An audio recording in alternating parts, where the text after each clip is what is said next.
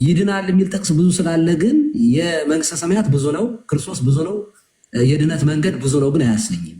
ኦኬ ሚዩት አድርገው። በጣም ወሳኝ አርዕስት ነው የተነሳው። በኢትዮጵያ ኦርቶዶክስ ተዋሕዶ ቤተክርስቲያን ሁለት አይነት የመዳን መንገድ አለ። አንደኛው የመዳን መንገድ የመጽሐፍ ቅዱስ ትምህርትን በተከተለ ያው በመጠመቅ በማመን በመጠመቅ ሜሮን በመቀማት ቅዱስ ቁርባን በመውሰድ እና መልካም ስራ በመስራት በኋላም ደግሞ ስትሞት አንተ አታውቅም በፍታት እስከ 7 ዓመት ድረስ ወጥቶልህ እሱም ቢሆን እርግጠኛ አያደርግህም የዘላለም ሕይወት በዛ መንገድ አለ ብለው ይሉሃል። ግን ማንም ሰው በዚህ መንገድ እርግጠኛ መሆን አይችልም። ከዛ ይልቅ እንደውም ሁለተኛው ፓዝ ብሎ ዳግሻ ያስቀመጠው ትክክለኛ ጥያቄ ነው። ሁለተኛው መንገድ ደግሞ ከመጽሐፍ ቅዱስ አስተምሮ ውጭ ባሉት በገድላትና በድርሳናት ውስጥ የተጻፉ ለቅዱሳን ሰዎች ተገባላቸው የተባለውን ቃል ኪዳን እሱም በመፈጸም ሄደ መቃብር በመሳም በነዛ ሰዎች ቅዱሳን ተብለው በተባሉ ሰዎች ስም የተጻፉ መጽሐፍትን ገድላትን ማጻፍ የተጻፈውን ማንበብ ወይ ደግሞ ሲነበብ ቆሞ መስማት መደጎስ ማስደጎስ እና እነዚህን የመሳሰሉ በነዛ ቅዱሳን ተብለው በተባሉ ሰዎች ስም ዣንጥላ ጧፍ ዘቢብ ለቤተክርስቲያን ስጦታ የሰጠ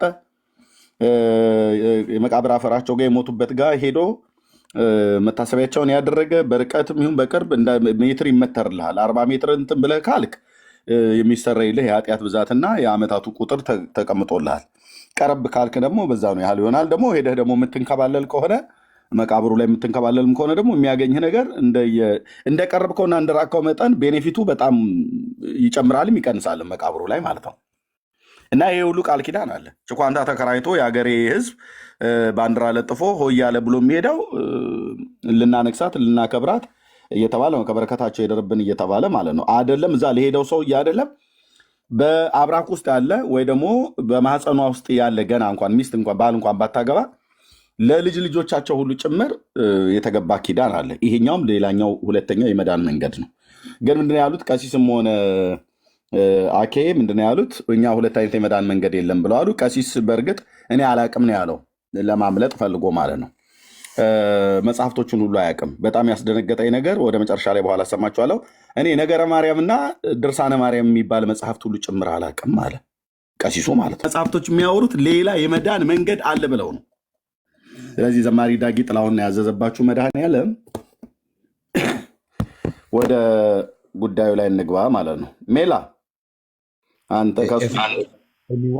አንድ ጊዜ እኔም በትልቁ አድርገኝና ከዛ ቦታ ለቃለው ሌሎች ይግቡ።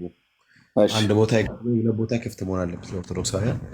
እሺ አሁን ለምሳሌ ሲሳይ ወንድማችን ያው እንግዲህ ኢትዮጵያዊ ወንድማችን ብዬ ነው የምወስደው። ለምን ከተባለ አንድ በወንጌል የሚያምን ፕሮቴስታንት ወይም ደግሞ የኛ ቤተ እምነት ተከታይ ክርስቲያን የሆነ ቤት ውስጥ እዚህ ጋር ይታያል ወንጌል ለፕሮቴስታንት አየህ ይታያል እዚህ ጋር። ስለዚህ እንደዚህ ተብሎ በፒን ተደርጎ አይቀመጥም።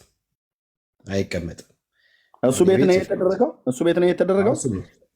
እሱ ቤት ነው ያው ይታያል። ዳግዬ ያውላ ያው እሱ ይታያል።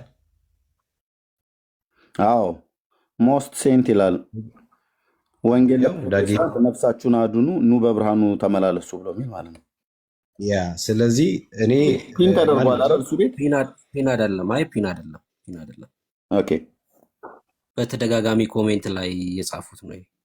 ኦኬ ሞስት ሴንት ነው የሚለው 85 ጊዜ ኮሜንት ተደርጓል ነው። እሺ እቺ 85 ከፊት ለፊት ያለችው ኦኬ ኤኒሃው ኦርቶዶክስ አንድ ፕሮቴስታንት እምነት ተከታይ ሆኖ በዚህ ልክ እንደዚህ አይፈቀድም ማለት ነው። ማለት ፕሮቴስታንቶች በጨለማ እንዳሉ ለማሳየት በዚህ ልክ እንዲህ ሲሆን እኔ ይፈቀዳል ብዬ አላምንም። እኔ ለምን ከተባለ አንድ እዛ ቤት እንደፈለገ አድርጎ ማንንም ሰው በሚፈልጉት አይነት መንገድ ቤቱን የሚመሩት የኛ ወንድሞች አይደሉም፣ እንደፈለጉ አድርጎ ማለት ነውና ከዚህ ተነስተን ከኛ ወገን ነው ምናምን ማለት አንችልም። ስለዚህ ጥያቄ ምልክት ውስጥ መግባት አለበት ብዬ ነው ማምነው። እና ሲሳይ አይ ከእናንተ ወገን ነኝ እኔ ወንጌል አማኝ ነኝ ብሎ ካለ ወንጌል ላላመኑት በጨለማ ላሉት ኦርቶዶክሳውያን ነው እንጂ ለእኛ አይደለም። ኦኬ ለእኛ አይደለም። እዚህ ፕሮቴስታንቶች እስፔሻሊ አብዛኛውን ጊዜ ለተነሳው እሳት እንደ ማብረጃነት የሚጠቀሙት ሲሳይን ነው። ያ እዛ የተነሳውን ነገር ይመጣሉ፣ እሱ ቤት ይከፈታል፣ ከዛ ደግሞ እሱ ይሰበሰባል፣ ከዛ እሱ ቤት ነው የሚሆነው አብዛኛውን ጊዜ ማለት ነው። ስለምንም ነገር ይነሳ በእርግጥ እንደፈለገ አድርጎ እሱን ቢጠቀሙት ምንም ቢያደርጉት የተነሳውን እሳት የሚያበርድ የለም። የተነሳው ከእግዚአብሔር ነውና የሚያስቆመው ነገር የለም። ከላይ እስከታች ድረስ እሳቱን በደንብ አድርጎ እየሞቁት ነው፣ መቼም ላይ ያጠፉት ማለት ነው። ምክንያቱም የተነሳው የወንጌል እሳት ስለሆነ ማለት ነው። እና አብዛኛውን ጊዜ እነሱ ጋር ያለውን ትኩስ ድንች እንደምንም አድርጎ ለመስጠት የሚፈልጉት በሲሳይ ትከሻ ላይ ሆኖ ለምን ሲባል ወንጌል አማኝ ነው ስለሚባል ማለት ነው። እና ወንጌል አማኝነቱ ጥያቄው ሳይሆን መግባት ያለበት ኦልሞስት ወንጌል አማኝ አይደለም ወደሚል ነው የሚመጣው። እኔ ቤት አይታችኋል ባለፈው ጊዜ ጭንብሉ ተገልጦ እንደታየ እና ኦርቶዶክሶች በጠቅላላ እንደዳኑና የሚያምኑት እምነት ትክክል እንደሆነ በአደባባይ በእኔ ቤት ሆኖ ሲመሰክር አይተናል። ስለዚህ ምን እያልኳችሁ ነው? ሲሳይ ወንጌል አማኝ ነው የሚለው ካለ he have to stand with us okay and አብሯቸው ያሉትን በጠቅላላ ወንጌል ይስበካቸው። እነሱ ወንጌል ይስበካቸው። ምክንያቱም ወንጌል አማኝ ከሆነ አንድ ሰው የቀመሰውን ነገር እንዲያውቁለት አይደለም የገባውነት ነው እንዲያውቁለት እንጂ የገባውነት ተሸፍኖ ያውም ደግሞ ቡር እንዲሸፈን እነሱ በቤቱ ዶሚኔት አድርገው ከዛ ደግሞ ያውም እስኪሰደብ ቤተ እምነታችን እስኪሰደብ ድረስ አብሮ ቁጭ ብሎ የሚያሰድብም ሰውም ስለሆነ ሰው ሲሳይ አይ ቲንክ ወንድም አይመስለኝም ብዬ ስል በክርስቶስ ማለት ነው። እኔ የማውቀው ማንንም በክርስቶስ ስለሆነ እኔ ክርስቶስን የሚያሰድብ ቤተ እምነቴ የሚያሰድብ የኔ ወንድም ብዬ ልጠራ አልችልም። አም ሶሪ። ወዳችኋለሁ። እሺ ቴንኪዩ። እኔ በዚህ አጋጣሚ በደንብ ሲሳይን የምታውቁት ማጋ ነው ማይክ የተከፈተው? እኔ ጋር ነው። ኤርሚ አንተ ጨርስና 11 ደቂቃ አለኝ ሳልወጣ በፊት ቤት ውስጥ ሆኜ ለማውራት ነው። ከዛ ከወጣው በኋላ ደግሞ በኋላ ሀሳብ ሰጣለሁ። ተባረኩ። ቀጥል። አሁን ጨርስ። ኦኬ ቴንኪዩ። እኔ በዚህ አጋጣሚ ማለት ሲሳይን የምታውቁት ሰዎች የት ቸርች ጆይን እንደሚያደርግ አይ ቲንክ ሙሉ ወንጌል ሲባል ሰምቻለሁ። የትኛው ሙሉ ወንጌል አጥቢያ እንደሆነ አላውቅም።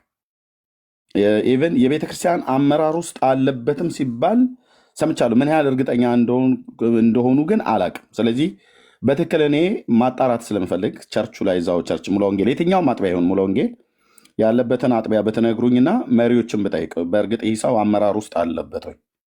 አመራር ውስጥ ካለ በእርግጥ በሕያው አምላክ እግዚአብሔር ፊት ሙሉ ወንጌል ቤተክርስቲያን ተዋርዳለች። እንደነደምረው አይነት ነጋዴ አይነት ጠባይ ያለው ሰውዬ ይሄ የክርስቶስን ሕዝብ ሊመራ አይገባም፣ መሪ ከሆነ ማለት ነው። አሴምብሊ ነው ወይስ ሙሉ ወንጌል ነው?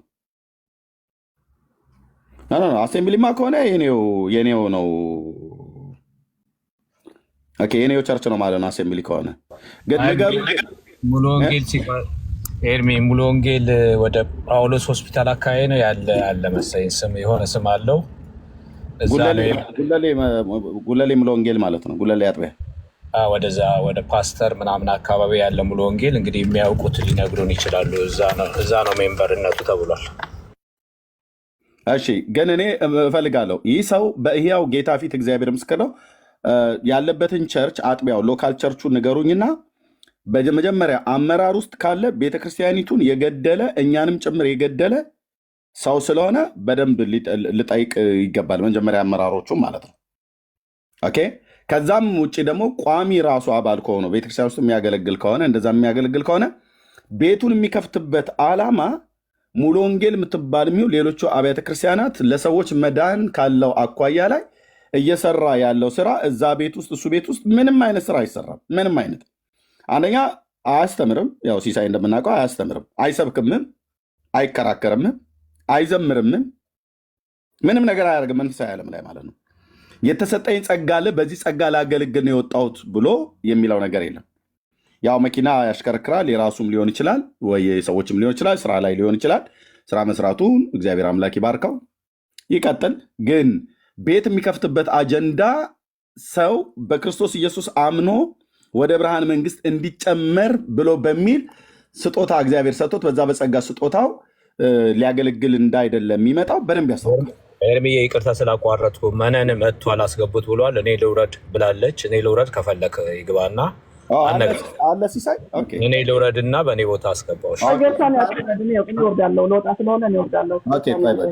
ኤዲ ትወርዳለች። እሺ ቴንክ ዩ። ሲሳይ አለ አላየሁትም። ሲሳይማ ካለ ራሱን ብንጠይቀው ከመለሳል ማለት ነው። እሺ ኤርሜ ሲሳ እስኪገባ ድረስ አንድ ተወሰነች ደቂቃ እንትን ልበል። ሲሳይ ካለ ላክልን። እሺ ከአንተ አፍ ብንሰማ ደስ ይለናል። አዎ ሲስ ካለ ይግባ። ባይ ዘ ዌይ ዛሬም ተደዋውለን ነበረ። እኔ የቤካን ፊር እጋራለሁ። እውነቱን ነው። ቤካ ብርሃቱን በጣም ነው የምጋራው። ስለዚህ ዛሬ ላመሰግነውም ለወቅሰውም በውስጥ ተደዋውለን ነበር። እኔ ትንሽ ስራ ላይ ሆኜ አልተመቸኝም ነበር። ስለዚህ ቃል እገባለሁ አሁን እዚህ ከምናወራው ውጭም በውስጥ ማለት ያለብኝን አወራለሁ። ችግር የለም። ከሲሳይ ጋር ጥሩ መደላድል አለ ማውራት የምንችልበት። ይሄን እንግዲህ ቃል እገባለሁ። ምክንያቱም ስለምንወደው ልናጣው ስለማንፈልግ እንደገናም ስለምናከብረው ነው። ከሌላ ከምንም አይደለም። ይሄ ከኢየሱስ የተማርነው እንጂ 99 ወንድሞች አሉን አንድ ወተን ስንፈልግ እና አሁን እንደዛ ወጣ ምለው ወንድም አይደለም ለጊዜው።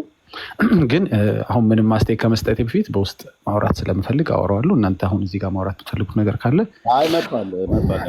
እናንተም አውሩ፣ ችግር እኔም በውስጥም ግን ማውራት ይቀጥላሉ ለማለት ነው። ቃል እገባለሁ። ግን ቤካም የሰጣቸው ኮሜንቶች ያስተዋላቸው ነገሮች የብዙዎች ቅሬታ ሊሆን ይችላል። ቅሬታ ዳጊም ላይ አይጠፋም፣ ከዲም ላይ አይጠፋም። ግን ሲሪየስ ነው። የቤካ በጣም ትክክል ነው እና እኔ ቃል እገባለሁ ለማለት ነው። አይቼ እንዳላየው አድርጌ ሲሳይንም ለምፈልገው ጊዜ ወንድሜ በህይወቱ ደግሞ ቅር ሲለኝ ደግሞ ለሌሎች እማማው መሆን የለበትም ብዬ ስላሰብኩ ነው። ኤኒዌይስ ነገሬን አላርዝምና አንዴ ባለችን ደቂቃ የትላንቱን ነገር ትንሽ ልገርበው ፍቀዱልኝ። 3-4 ደቂቃ እንጂ ጠዋት ቤካ ቤት የተወሰነውን ብዬ ነበር። የእውነት ለመናገር የነበረኝ ቆይታ የዲቤት ቆይታ አልነበረም። እዛ ቤት ለዲቤትም አልሄድኩም። እነሱም ለዲቤት መጣህ ብለው አይደለም ያስተናገዱኝ። ምንም ዲስሬስፔክት አልተደረግኩም። እውነት ለመናገር ዝም ብሎ እንትኖች አሉ ታውቋቸዋላቸው፣ የቲክቶክ ላይ ያሉ እንዴት ነው መቆራቆዞች አሉ። የማያሙ አይነት ነበሩ የነበሩት እንጂ የሆነ በጣም ፐርሰናል የሆነ ማናችንም ለማናችንም የተንጓጠጥንበት ሞመንት አልነበረም። ስለዚህ ለዚህ ደግሞ አንተም ቅድም ኤርሚ እንዳመሰገንከው እኔም ሲስን ቴንኪው ማለት ፈልጋለሁ። እሱም ብቻ ሳይሆን እዛ የተገኙትን ሁሉንም ኦርቶዶክሳውያኖች ጠብቄ ነበር። ትንሽ ሀት የሚያደርግ ያን ያህል በጣም ቦምብ የሆነ አይዲያ ይዤ ሄድኩ እንኳ ብዬ አላስብም የነበረ በጣም ኤርሚ ሜሎስ ሁላችሁ እዚህ ቤት ያሉ ሁሉ ለረጅም ዓመት ብሩኬ ጠርቼ የምዘልቀው አይደለም። ብዙ ሰዎች ይሄን ነገር ሲያነሱት የነበረ ነው። እንደው ትላንትና ምናልባት በተለየ መንገድ ቀርቦ ይሆን አላውቅም። ያን ያህል ቦምብ ጥያቄ ይዤ ሄድኩ ብዬ ሳይሆን ስላልጠበቁኝ ይመስላል። እዛ ጋር እኔ ተገኝቻን ጥያቄ እንዳነሳ ስላልጠበቁ ነው እንጂ ብዙ አስገራሚ ነው ጥያቄ ምናምን ብዬ እያካብድኩ አይደለም። ሶ አይ ሃቭንት ፌልት ዲስሬስፔክትድ። ለዚህ እነሱንም ሲሳይንም አመሰግናለሁ። እኔም አይ ቲንክ ያንቋሸሽኳቸው ወይም ያስቀየምኳቸው አይመስለኝም። ኦኬ የሆነ መሀል ላይ ጀማሪ ሲግማ ምናምን ብሏል እና ስድብ መስሏቸው እንዴት ምስኪኖች ናችሁ። በጣም ኤክሰፕሽናሊ ኩል ማለት ነው። የስላንግ ቋንቋ ነው፣ መጥፎ ቃል አይደለም። ጥሩ ኩል የሆነ ሰው ማለት ነው። እኔ እንግዲህ የማውቀው ሌላ እንግሊዝኛ ትርጉም ከሌለው በስተቀርና በጣም ይቅርታ ኦርቶዶክሳውያኖች፣ አልሰደበኝም። አኬ አሪፍ ነገር ነው ያወራው። ስለዚህ ምንም ችግር የለውም። ለዛ ነው ምንም ዲስሬስፔክት እንዳልተደረግኩ የተሰማኝ እና ጥቃቅን ነቆራዎች ቢኖሩም ይሄ የሆነ የሚጠበቅ ነው። ያን ያህል የሚያስቀይም ነገር አላረጉም። ምን የሚያረግኩ አይመስለኝም። ኦኬ ከቄሲስ ደበበ ሁሉ ብንጀምር ምንም የጠቀሰው ነገር የለም አይታችሁ ከሆነ ብለዋል። እውነታቸውን ምንም የጠቀስኩት ነገር የለም። ምን ብዬ ለገድለ ህሊና ምን ብዬ ልጥቀስ? ማርያም ከሲኦል ታወጣለች ለሚለው ምን ልጥቀስ? ወገኖቼ ለበላይ ሰብ ምን ልጥቀስ? ከምን ልጥቀስ? እርዱኝ እስኪ። መቃብር ለመሳምና 101 ትውልድ ለመማር ለሚለው አስተያየቴ ከምን ልጥቀስ እስኪ? ከምን ምዕራፍ፣ ከምን ቻፕተር፣ ከምን ብሉይ ከአዲስ? እንደ ወገኖች እንደ በእኔ ቦታ ዳጌ ያንዴ ትቀጥላለህ። አትዝጋ። ሲስን በኮሜንት የምትሳደቡ ሰዎች ቀጥል። በጣም በዝቶ ነበር። እኔም ልናገር ነበር። ተባረክ። ብሎክ ነው እኔ የራሱ ብሎክ የማደርገው። እኔም ብሎክ ካደረግኩ ማንም አይፈታም። ኢቭን ሞዴሬተሮች ብሎክ ካደረጉ አይፈቷችሁም። ስቶፕ። ቴንክ ዩ ወንድም ነቀጥል። እሺ ምንም የጠቀሰው ነገር የለም ያሉት ላይ ያወራሁ ነበር። እውነት ነው። ምንም የጠቀስኩትም ነገር የለም። ለእንደዚህ አይነት ላልተጻፉ ከሰው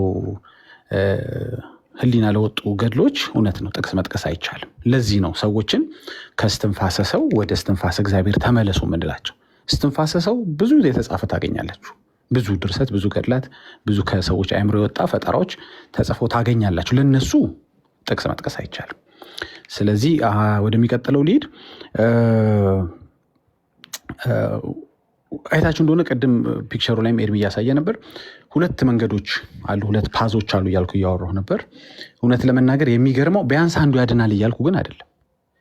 እኔ በጣም የገረመኝ ሁለቱም ደግሞ አለማዳናቸው ይገርማል። ያው እንደ ኦርቶዶክስ ሆናችሁ ስታዩት አትሊስት አንዱ ያድናል እያልኩ አይደለም። ገብቷቸዋል። እንደ ኦርቶዶክስ ሆናችሁ ስታዩት ያለው ቀቢጸ ተስፋ የሚያድን ይመስላል እንጂ የምር እኮ ስናወራው እንደ ወንጌል አማኝ ሁለቱ መንገዶች አያድኑ። ምክንያቱም እዛ ቤት ጥምቀት ለድነት የሚባል ስራ ለድነት ብለው የሚያምኑ ቁርባኑን ከቁርባን የዘላለም ሕይወት እናገኛለን ብለው ያምናሉ። እንግዲህ ይሄ ብዙ ዲቤት የተደረገበት ስለሆነ እዛ ላይ ምንም ማለት አሁን አልችልም፣ ሰፊ ጊዜ ስለሚወስድ። ስለዚህ በዛኛውም ይሁን በዚህኛው በሁለቱም መንገድ እኔ እንደ ወንጌል አማኝ ድነት እንደማያገኙ ነው ማቀው። ግን እንደ ኦርቶዶክስ ሆናችሁ ስታዩት ደግሞ በጣም የሚያወዛግብ ነገር አለ እዛ ቤት። ምናልባት ዛሬ ብዙዎች አስተያየት ተሰጡበት አላችሁ። በዚህ ጋር ገና ያልተፈታ ገና ብዙ ዲቤት የሚደረግ እንደ እግዚአብሔር ቃል በተለያዩ ወንድሞች የፈራረሰ ትምህርት አለ። ገና እሱን ጠጋግነው ወይ ደግሞ ወደ ወንጌል ያልተመለሱበት እያለ እንደገና እዛ ላይ በዚህ በኩል ደግሞ የውሸት ቀቢጸ ተስፋ የሚሰጥ ለአንድ ኦርቶዶክሳዊ አንተ እንደምንም ሲኦል ግባ እንጂ እንደምንም ተሟሙተ ግባ እንጂ ከዛ ላለው ዶንት ወሪ ስፖንሰር የሚያደርግ ብዙ ሰማዕት አለ፣ ብዙ ቅዱሳን አሉ፣ ኢንክሉዲንግ ማርያም ማለት ነው። እና እንደዚህ ተብሎ የሚያዘናጋ ወንጌል፣ ፍጥረትን ወደ ሞት የሚነዳ ወንጌል አለ እዛ ቤት። የተጻፈ ወንጌል ተጽፏል። አሁን የምላቸው ነገሮች ሁሉ ተጽፈዋል። እነዚህ ከሲኦል ቅዱሳን እና ሰማዕታት ያወጣሉ የሚለው ሀሳብ በተለያየ ፎርሙ ነው ለዛውም የተጻፈው። አንዴ ተፈርዶባቸው የገቡ ይላቸዋል። አንዳንዴ እናትና አባትህ ሲኦል ካሉ የምታወጣበት መንገድ ይላል። አንደኛው ደግሞ 101 ትውልድ ድረስ ይማርልሃል ይላል። እና ብዙ አይነት የተስፋ የማይሆኑ እንደማይፈጸሙ የሚታወቁ ግን ሰዎችን ሊያሞኙ የሚችሉ ሰዎችን ከማሞኘትም አልፈው ዘመናቸውን የበሉ በህይወት ያሉት ዘመናቸው ተበልቶ አንዴ ድንጋይ ሲይዙ፣ አንዴ ድንጋይ ሲንጠላጠሉ፣ አንዴ በድንጋይ ሲሾልኩ የብዙዎችን ዘመን የበላ የህሊና ገድል አለ። ህሊና ገድል ምንድነው? ባጭሩ ሰውየው የት እንደተጻፈ አያውቀውም፣ የት እንዳነበበው አያውቀውም። ግን ጥቅስም ማምጣት ቢባል ማምጣት አይችልም። ችግሩ ግን ለዛ ጉዳይ ይሞትለታል። ደግሞ መሞት ብቻ አይደለም፣ ይገድልለታል፣ ይፈናከትለታል፣ ይሳደብለታል። እና አያውቀውም። ግን የት ነው የተጻፈው ስትሉት አላውቅም ብቻ ታወጣለች በቃ ማርያም እሷ ምን ይልሃል እንጂ ምን አልሰማት። እንደሱ ከሆነ ታዲያ ዝም ብለህ ወደ ሲኦል ለምን አትሄድም? ካመንክበት፣ ይህን ያህል ከተጋደልክ፣ ከተደባደብ፣ ከተሳደብክበት ታዲያ በሰላም ወደ ሲኦል ሂዳ። አንተ እኮ ተስፋ አለኝ ብለህ የምታምን ሰው ነህ። ለምንድን ነው የምትቀደሰው? ማለት ተቀድሳለም እያልኩ አይደለም። በእርግጥ ያንተ ቅድስና አያውቀውም እግዚአብሔር። ይሄ አይደለም ቅድስና። ገባ? በሳምንት እናንተን ቅዳሜ እናንተን ብቻ ጠጥቼ ሌሎቹን ቀን ስላልጠጣው ተቀድሻለሁ ብለህ የምታስብ 2 ብርጭቆ ይፈቀዳል ተብሎ የምታስበው የመጠጥና የኃጢአት ምልልስ እሱን ተው፣ ቅድስና ነው ልልህ አልችልም። ገባ? ጥምቀት አካባቢ የሚፈጠረው ነገር ታውቀዋለህ። እንግዲህ እሱን ሳስብ ተቀድሳል ማለት አልችልም። ይሄ እንዳለ ሆኖ ግን በፈለከው ህይወት እኮ ኖረህ አንተ at the end of the day ተስፋ አለ አንተ ቤት። የወንጌል ጸር የሆነ ተስፋ አለ። ፍጥረትን ወደ ሞት የሚነዳ እያሞኘ እያታለለ እያንከባለለ እንደ ውሃ የሚወስድ ገድል አለ፣ ትርክት አለ፣ ተረት አለ። በእርግጥ እንዲያውም እሳቸው ምንድን ነው ያሉት? የመበለት ወሬ ነው ያሉት። ኤርሚ የተሳስታል። የባልቴት ወሬ አይደለም ያሉት ቀሲስ። ባይ ዘ ዌይ የመበለት ወሬ አይባልም፣ የባልቴት ወሬ ነው የሚባለው። ቀሲስ ምናልባት እየሰሙኝ ከሆነ መበለት ምን አጠፋች ደግሞ? ምን አጠፋች? እንዴ መበለትነቷ ሳይበቃት ለምን እንደዛ እንዳለው አልገባኝም። ባልቴቶች ግን ያወራሉ፣ እንደዚህ ሀሜት ያወራሉ ተብሎ ስለሚታሰብ ነው። እና የመበለት ወሬ አሉት ወሬውን። ይሄ እኮ ነገር የመበለት ወሬ አይደለም፣ ተጽፏል። ነገረ ማርያም ላይ ለነገሩ አላውቀውም ብለዋል። ታምረ ማርያም ላይ የተጻፉ ሀሳቦች ናቸው። ብዙ ገድላት ላይ ብዙ ይኸው እነ ሜላ ሌሎች ወንድሞች ስላሉ ሲያወሩት እዛ ላይ ምን ሰማዋል። ስለዚህ ባጭሩ ሁለት ነገሮች እየተጠቀማችሁ ያለ፣ መጀመሪያ እጃችሁ ላይ ያለውም ገንዘብ ትክክል አይደለም እያለን የሞገትናችሁ ነው። እዛ ላይ ደግሞ ሀሰተኛ ብር አሳትማችሁ እየተገበያያችሁ እንጂ ቲክቶክ ላይ እና ሮንግ ነው። ሮንግ ነው። መቼ የድሮ ገንዘብ ትክክል ነው አልናችሁ? የያዛችሁት እኮ ራሱ ገና ያ ወንጌል ያላችሁት ራሱ እኮ ወንጌልም አይደለም። ገና ብዙ ህጻጻ አለው። በእርግጥ የምንስማማበት የስላሴ ትምህርት ወይ አንዳንድ ትምህርቶች ሊኖሩ ይችላሉ። እሱም ላይ የራሱ ሊሚቴሽን ቢኖረውም ሄዶ አንዳንድ ቦታ ላይ ፍሬን ያዝንባቸውም አለ። አሁን ጥልቅ አልገብቻ አላወራውም እንጂ ብቻ አትሊስት ጥሩ ባክግራውንድ ቢብሊካል ባክግራውንድ ይኖረውና ግን ቃሉ እንደሚለው ያልሄዳችሁበት መነሻችሁ ቢብሊካል ባክግራውንድ ያለው ይመስላል። ሲነሳ ጥምቀት የሚለው ሐሳብ ኦኬ አይ ጥሩ ነው ከመጽሐፍ ቅዱስ የወጣ ሐሳብ ላይ አውሩኝ ነው ብላችሁ ታስቡ፣ ግን ሌላ ኮንቴንት ይጨመርበታል። ስለዚህ ምንድነው ሁለት መገበያያ ገንዘቦች ይዛቸዋል። ሁለቱም ገንዘቦች ደግሞ አለማዋጣታቸው ያናድዳል። ያለፈው ገና ተጣርቶ ትክክለኝነቱ ዲቤት ተደርጎ ከናንተ አመኔታ አልተገኘበትም። እንደገና ሌላ ሳትማችሁ እየተንቀሳቀሳችሁ ነው። ህዝቡን አለል እያደረጋችሁት ነው። ሰነፍ እያደረጋችሁት ነው። ወደ ወንጌል እንዳይመጣ ወንጌል እንዳይሰማ ቢሳደብ እንደ ጽድቅ እንደሚቆጠርለት የሚያስብ ህዝብ ነው እያፈራችሁ ያላችሁ እና ይሄ በጣም ችግር ይፈጥራል። የመጨረሻው ድርሳነ ማርያምና ነገረ ማርያምን አለመረዳታቸው ቀሲስ ሆነው እንግዲህ አላውቅም፣ እሱ ራሳቸው ይነግሩናል በሌላ ጊዜ። ግን አይ ቲንክ ድድርርሳሳ ነነ ብለው ሲያስነብቧቸው አንዳንድ ሰዎች በመጨረሻ እስከ አንብበው ስሏቸው አሐቲ ማርያም ብለው የሚያነቡ ሰዎች አሉ። እና እንደዛ ሆኖ ከሆነ አላውቅም የሚባል ግን አለ። እንደገና ቼክ ማድረግ መረጃዎቹን ይኖርባቸዋል ቀሲስ። እኔ እንዴት በጣም አስደንግጦኛል። ይህን የባልቴት ወሬ የመበለት ወሬ የሚለው ነገር አይጠበቅም። የቤተ ክርስቲያኒቷ መጽሐፍ ስለሆነ እኔ እንኳ የእምነቱ ተከታይ ሳልሆን በእንደዚ አይነት መልኩ በቀኑ በዛ ዕለት በዛ መልኩ አላቀረብኩትም እና ለመጽሐፉ አትሊስት ቀሲስም ሌሎችም ሪስፔክት ቢኖራቸው ጥሩ ነበር። ትላንትና ለእኔ ሪስፔክት ነበራቸው፣ ለመጽሐፉ ግን ሪስፔክት አልነበራቸው። ወይ ግን ካለማወቅ ከሆነ እንግዲህ እሱን ሌላ ጊዜ የምናወራበት አጋጣሚ ካለ እናወራለን። ይሄን ላብቃን፣ በዚህ ልጨርስ። ቴንኪዩ ሲሳይ ስለመጣህ ደስ ብሎኛል። እንኳን ደህና መጣህ። ቀጥሎ ወንድሞች። እሺ ቴንኪዩ ዳግሻ፣ የተባረክ በጣም ነው የምናመሰግነው። እንግዲህ መጽሐፍቱን በትክክለኛ ስም ነው የጠራው ቀሲስ። የባልቴት የሚሆን የመበለት ብሎ ቢለው ተረት ነው ያለው። እውነት ነው፣ ተረት ነው።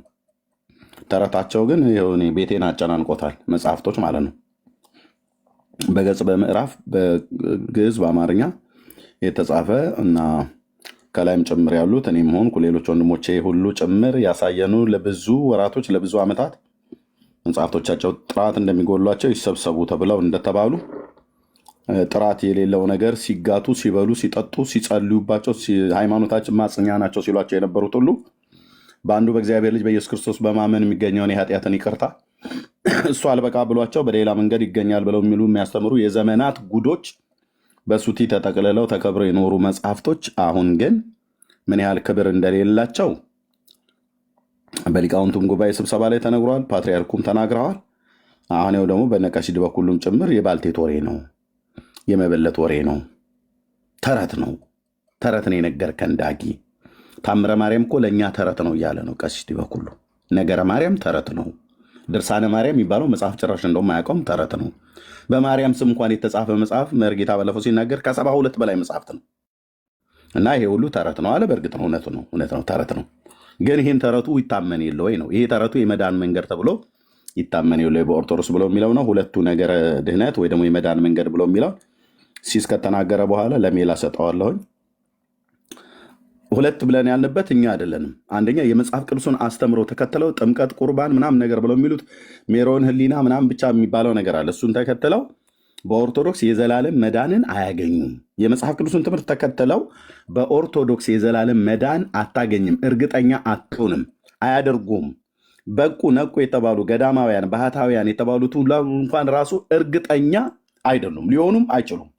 ጳጳሱን ሄደህ ብትጠይቃቸው እርግጠኛ አይደሉም።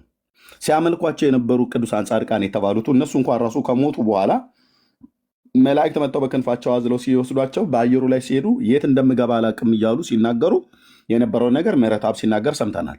እነ ዲያቆን ሄኖክ ኃይሌ መንግስተ ሰማያት በር ላይ ብትደርስ አንዱ እግርህ ወደ ውስጥ ቢገባ ወደ በሩ ወደ መንግስተ ሰማያት አንዱ እግርህ ወደ ውጭ ቢሆን እዛ ጋ እንኳን እርግጠኛ ሆነህ አትናገር፣ መልአኩን ሙሉ በሙሉ ልግባ እንጂ አንተን አላምንህም ብለህ በለው።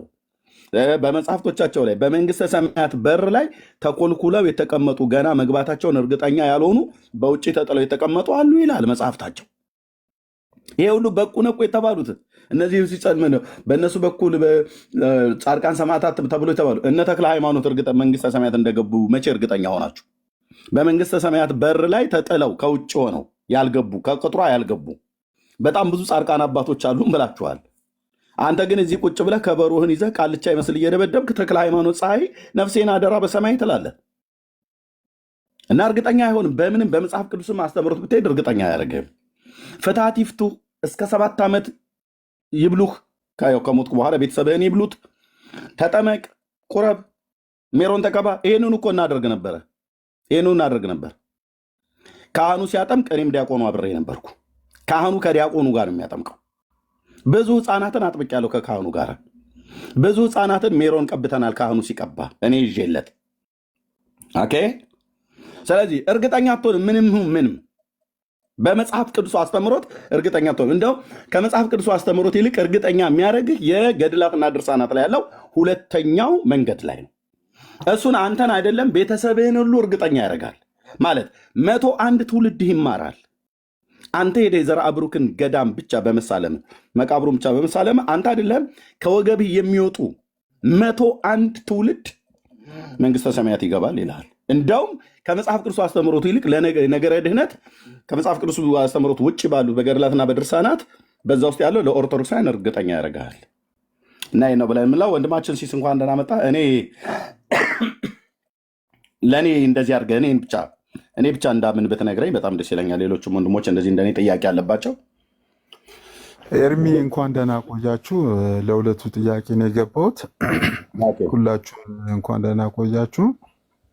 እድሉን ስለሰጠኝ አመሰግናለሁ። ያው በወሬ በጭምጭምታ ከምሰማ ቀጥታ ከኔው ብሰማ ጥሩ ነው ብዬ ነው። ደስ ይለኛል። የሰማከው ነገር ቶታል ውሸት ነው። በቸርች አመራር ውስጥ ሊደርሺፕ ውስጥም አገልግሎት ውስጥም የለውም። ቸርች ውስጥ አንድ ምዕመን ነኝ፣ አንድ አባል ነኝ። ከዛ ውጭ ምንም አይነት እንትን ውስጥ የለውም እና እሷን ላጠራልን የገባሁት ይሄ አመራር ውስጥ አለ ምናምን ተብሎ የሰማከው ነገር ቶታል ውሸት ነው።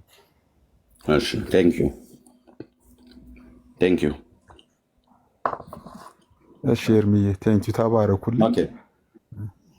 ግን ሲስ እንደው እኔ ለወደፊት ጥያቄ እንዳይሆንብን በጌታ የኛ ወንድማችን ነህ እንደተባለ በሙሉ ወንጌል ወይ እኔ አሁን የኢትዮጵያ ጉባኤ እግዚአብሔር ቤተክርስቲያን ጌታን ስቀበል ከኦርቶዶክስ ወጣ 6 ኪሎ አጥቢያ ፓስተር ወልዴ አንተ አሁን ለምሳሌ አንተን አጥቢያ እኔ ምናልባት ከአንተ በፊት ራሱ የማውቃት አጥቢያ ናት ብዬ ነው ማስበው። አንተ ከምታውቃት በፊት እኔ ገና 6 ኪሎ ስትመሰረት ጀምሮ እዛ አካባቢ 6 ኪሎ 4 ኪሎ ዩኒቨርሲቲ አካባቢ ስለነበርኩ ኢቭን ምናልባት ከአንተ በላይ ባይሆንም በደንብ ማውቃት አጥቢያ ናት ብዬ ነው ማምነው። እነ ፓስተር ወልዴን ታውቃቸዋለህ ወይስ እነ ፓስተር አዲስ? ፓስተር ወልዴን አውቃለሁ፣ ጋሽ ቤትን አውቃለሁ፣ ፓስተር ወልዴን ባለቤታቸውን አውቃለሁ። ስለዚህ እኛ ጋር ነህ ጉባኤ እግዚአብሔር ነው ወይስ ሙሉ ወንጌል ነህ? አይ ጉባኤ እግዚአብሔር ያኔ እየተማርኩ ካፈል ነበር። እኔ ሙሉ ወንጌል ነኝ። ቴንክ ዩ። ያ ሌላው እንግዲህ ዳጊ ያወራ ነው። ከቻልክ እኔ በውስጥ ባወራህ ደስ ይለኛል። እሺ ደስ ችግር የለም ኤርሚ፣ ፈቃድ ከሆነ ማለት ነው። ዳጊሻ ጋር ስልክ ካለ ባወራህ ይሻላል። እንግዲህ አሁን በሙሉ ወንጌል በውስጥ ማውራት እንችላለን። ኤርሚ ከፈለግን ሶስታችን ምናልባት አይደለም ብሎ ጥያቄ ለሚያነሳ ሰው እምነቴ ያ ነው። እሱ እንኳ ሲሳይ ገና ብዙ ትፈተሻለህ። በውስጥ ነው ምንም እንዳትጀምር ዳጊ አሁን እኮ እንትን አይደለም ለአንተ ብዬም አይደለም ለማናችሁም ብዬ አይደለም። እኔ ክርስቶስ የምከተለው ለራሴ ሕይወት ብዬ ለሰዎች ብዬ አይደለም። ለሰዎች ለዝና ለጥቅም ለምናምን ብዬ አይደለም። ሰው ክርስቶስ የሚከተለው ለሕይወቱ ብሎ ነው፣ ለራሱ ሕይወት ብሎ ነው የሚከተለው እና ለራሴ ብዬ ነው ጌታን አምኜ የምከተለው እንጂ እዚህ ጋር ለተሰበሰበው ሰው ወይ ለተከተለኝ ላጀበኝ ሰው ብዬ አይደለም ኢየሱስ የምከተለው። ኢየሱስን የልጅነት አምላክ ነው፣ ያደኩበት ቤት ነው፣ ወንጌላዊነት ያደኩበት ቤት ነው። ከዛ ደግሞ ማንም እንትን ሊለኝ አይችልም፣ ማንም ሊነቅለኝ አይችልም ብዬ ማምነው እምነት ነው። ኤርሚ ሲሳይ ያው ኖርማሊ በስራውም በፋሚሊም በምንም ምንም ተጽዕኖ የሌለበት ሰው ነው ማለት እንደሌላው የሆነ ጥቅም ፈላጊ ወይ ፈላጊ አይነት ሰው አይደለም። በጣም ፕሮፐር የሆነ ፕሮፌሽናል ስራ ያለው እንትን ነውና አሁን የምናስባቸው አይነት ተጽዕኖች የሉም። የራሴን ወሬዎች ግን ከአንተ ጋር ሆነን እናወራዋለን። እዚህ ጋር ምንም ማውራት አያስፈልግም። ማንም ሰው ደግሞ በዳጊ ላይም ጥያቄ ኖሯል እኮ ምን ችግር አለው?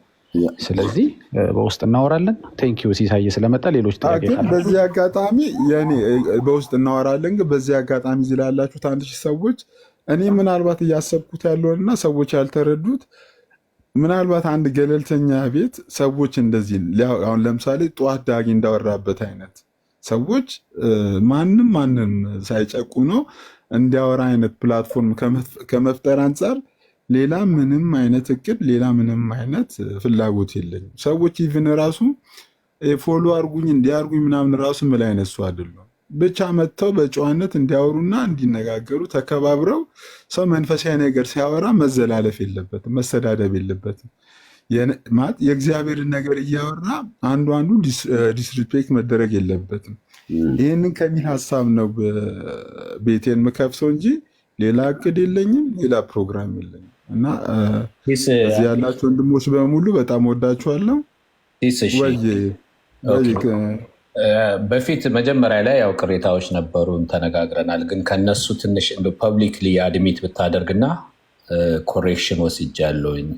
አሁን ይሄ አንተ ኒውትራል ሆነ መወያያ ቤት ቢሆን ደስ ይለኛል፣ እንፈልገዋለን። ግን ካለፈው ስህተት እንትን ብዬ እሱ እኮ ቆየ ይቅርታ ተጠያይቀን እሱም በህዝብ ፊት ሲስዬ ቆይ በህዝብ ፊት ያንን ዲክሌር ብታደርግ። ከዚህ በፊት አንዳንድ ነገሮች ነበሩ እዛ እና ጀስት ዲቴል መሄድ አልችልም። እሱን እንትን ብትልልን ጥሩ ነው። በዚህ አጋጣሚ ማንም ሰው ቤቱ መጀመሪያ ቤቱ የተከፈተበት አካባቢ የማኔጅመንት ችግር ነበርበት፣ አንዳንድ ነገሮች ነበሩ። ያን ደግሞ ብዙ ሰዎች ቤት ላይ ምናልባት ይቅርታ ጠይቄያለሁ። ይሄን ኦብቪየስሊ እኔ የማምነው ነገር ነው፣ አልጠየቅኩም አለንም። ግን በየቀኑ የዛሬ 9 ወር ለተፈጸመ የዛሬ ዓመት ለተፈጸመ ድርጊት በየቀኑ እየመጣሁ ይቅርታ መጠየቅ የለብኝም። ግን አሁን ላይ ምንድን ነው ማድረገው?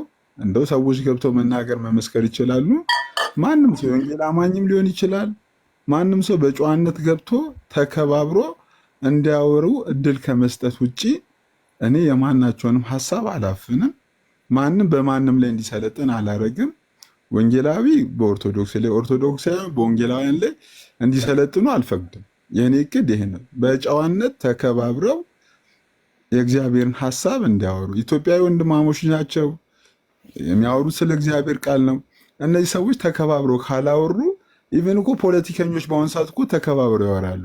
ታዲያ ሰው የእግዚአብሔርን ቃል እያወራ እንዴት ተከባብሮ ያወራ የሚል ሀሳብ ነው ያለ እንጂ ከዛ ውጭ ሌላ ምንም አይነት እቅድ የለኝም። ይሄንን ብትረዱልኝ ደስ ይለኛል። ኦኬ፣ እናወራለን። በቃ በውስጥ እናወራለን። እኔ አሁን ግልጽ ካረክልኝ ሙሉ ወንጌል ብለህ ካልክ በክርስቶስ ወንድሜ ነህ ብዬ አፌን ሞልቼ መናገር እችላለሁ። ምክንያቱም አንተው ነው የነገርከኝ። ከዚህ በኋላ ሲሳይ ጴንጤ አይደለም ጴንጤ መሳይ ቅብ ነው ምናምን ነገር ብሎ የሚል ማንኛውም ነገር ቢመጣ አልሰማም። እኔ አሁን ለምሳሌ ከዚህ ቀደም የሊያን ስም ስጠራ ሰምቻለሁ። ሊያ ማለት በእኛ አጥቢያ ያለች አገልጋይ ናት። ወንጌላዊ ሊያ ማለት ሊያ ተሾመ እንዴ ጉለሌ አጥቢያ ነህ ማለት ነው የለው? ሊያ ማለት ኢቨን መጥሷን ሁሉ መጠየቅ ትችላለህ። ሊያ በጣም እንግዲህ እዛ ቸርችን ያገልግያለሁኝ። የጸሎት ህብረት ሰሜን አጥቢያ ሙሉ ወንጌል ሱሉልታ ሙሉ ወንጌል። እንደውም የተዋወቅነው ሱሉልታ ሙሉ ወንጌል ፓስተር አለማየሁ የሚባል ነበረ። የእህቷ ራሄል እና ራሄል እህቷ ናት። ጥቁሯ ማለት ነው። እንደውም ሊያዬ ቀጫጫ ነች። አሁን ወፍራ እንደሆነ አላውቅም። ወንጌላዊ አልወፈረች እንዴ? በጣም በቃ ያ ቤት እኔ ሙሉ ወንጌል ቤቴ ነው። በቃ ሙሉ ወንጌል ቤቴ ነው። እና ቴንኪው በቃ እዛ ካለ እናወራለን። ሲስ ቴንኪው ብራዘር። ሞቢል አጥቢያ ሙሉ ወንጌል ማለት ነው። አጥቢያው በደንብ ቴንኪው ብራዘር። ሌላው እናወራለን። በቃ ከቻልክ በውስጥ ስልክን አስቀምጥልኝ፣ ዋትሳፕ ስልክ አስቀምጥልሃለሁ፣ እናወራለን። እሺ አስቀምጥልሃለሁ። ተባረክ፣ እንወዳለን። እሺ ቴንኪው። ሁላችሁን በጣም ነው የምወዳችሁ። በርቱ፣ ጸጋ ይብዛላችሁ። አሜን። ደህና አደሩ። አሜን። እሺ ቴንኪው። እሺ ሜላ፣ በጣም ይቅርታ በተነሱ ሀሳብ ላይ የምትለው ነገር ካለ በተለይ ከሁለቱ ከመዳን መንገድ አኳያ ለአንተ ቅድሚያ ልስጥህ። አንደኛ በኢትዮጵያ ኦርቶዶክስ ቤተክርስቲያን መምህርም ስለሆንክ ይሄ ሁለት አይነት የመዳን መንገድ ከመጽሐፍ ቅዱስ ውጭ ባለ አስተምሮትም እንደ መጽሐፍ ቅዱስ የሚሆነውንም አለ የለም ብሎ የሚለውን ቀሲስ ዲበኩሉና እና አኬ የለም ብለዋል። እኛ ደግሞ አለ እያልን ነው። እና የምትለው ነገር ካለ ቅድሚያ ለአንተ ልስትቀጥል ሜላ።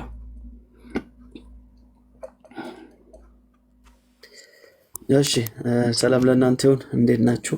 ሰላም ብያለሁ ወንድሞች እህቶች፣ ጌታ ጸጋና ሰላም ከሁላችን ጋር ይሁን። እንግዲህ ቪዲዮን ያሰማውን የሰማሁት የተነሱ አንዳንድ ፖይንቶች አሉና እነሱ ላይ ትንሽ ነገር ልበል። ዳጊ የጠየቀበት መንገድ በጣም ተመችቶኛል። በጣም አሪፍ የሆነ አቀራረብ ነበር። ዳጊ ጸጋ ይብዛልህ። በጣም አሪፍ ነበር። የእውነት በጣም ደስ ብሎኝ ነበር ስሰማው የነበረ እና ላይቭን ራሱ ብከታተለው ብዬ ነበር የተመኘሁት። ወደ ነቀሲስ ምላሽ ግን ስመጣ እኔ በጣም ከይቅርታ ጋራ ቀሲስ እንግዲህ ይህንን እየሰሙ ሊሆን ይችላል። እንግዲህ እንደ አባት በጣም ነው ማከብሮት፣ ግን የዋሹ ይመስለኛል። ማለት አንዳንዴ ሰው በስህተት ሊዋሽ ይችላል፣ ግን ሆን ብሎ ግን ሲዋሽ በጣም ደስ አይልም። እንደዚህ አይነት ትምህርት እኔ አላቅም ያሉት ነገር እሱ ውሸት ነው። በቃ እንዲህ አይነት ትምህርት አላቅም ብሏል፣ የለንም ብሏል። ያውቃሉ፣ እንዳለ ያውቃሉ። ማወቅ ብቻ አይደለም ያስተምራሉ። ለምሳሌ ቀላል አድርጌ ላሳይ ለሰው እንዲገባው። የኪዳነ ምሕረት ቀን ምንድን ነው የሚያስተምሩት? የኪዳነ ምሕረት ቀን ምንድን ነው የሚሰብኩት? ምን ብሎ ነው የሚናገሩት? እንዶ የወሩ ይቅርና በዓመት አንዴ የካቲት ላይ የኪዳነ ምሕረት ቀን ላይ ምንድን ነው የእርሶ ስብከት? ምን መጽሐፍ ጠቅሰው ነው የሚሰብኩት? መቼም የበላይ ሰብን ታሪክ አያውቁትም ማለት አይደለም። በደም ያውቁታል፣ ያስተምሩታል፣ ይሰብኩታል። ታዲያ በነበላይ ሰብ ታሪክ የኪዳነ ምሕረት አስተምሮ ምንድን ነው የያዘው ሲባል ሰው ሳያምን የዘላለም ሕይወት እንደሚያገኝ ነው ኪዳነ ምሕረት የሚባለው ታሪክ የሚነግረን።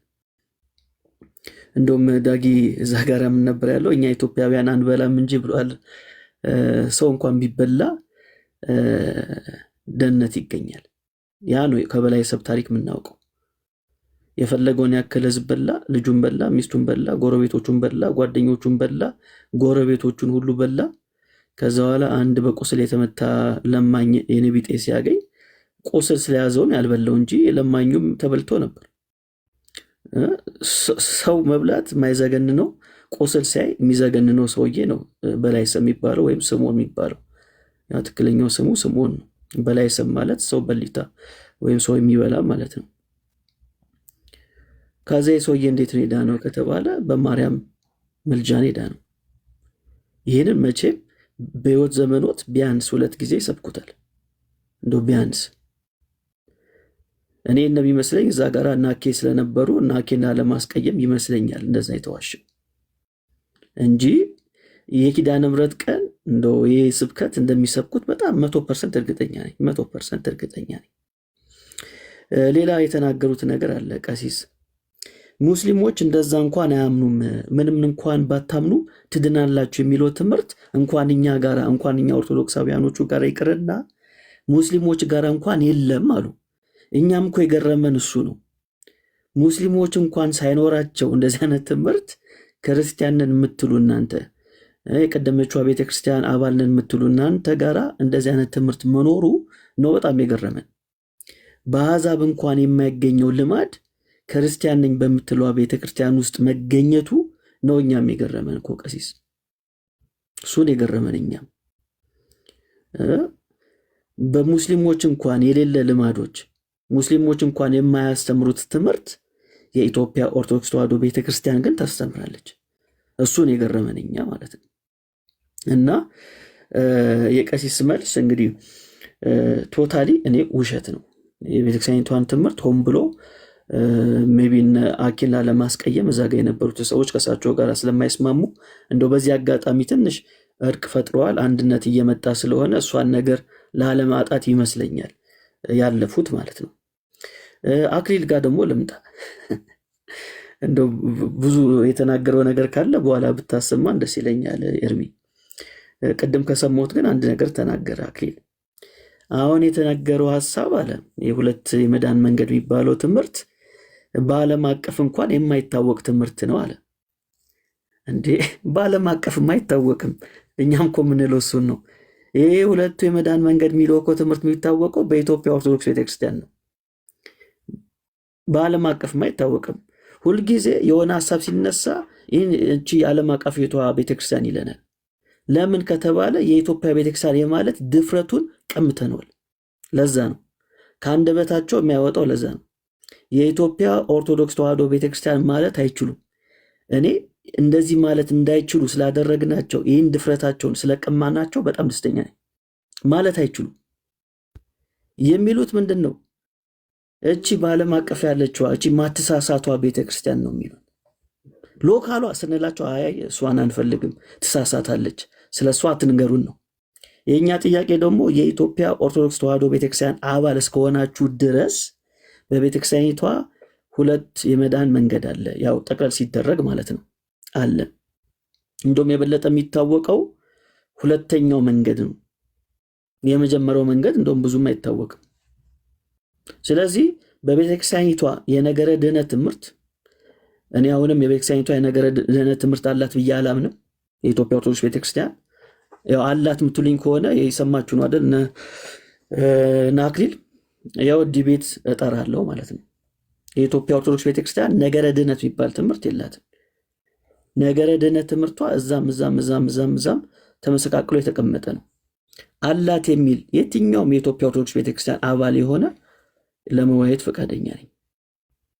የላትም። ቤተክርስቲያኒቷ እንደዚህ አይነት የሚባል ትምህርት አይነበራትም።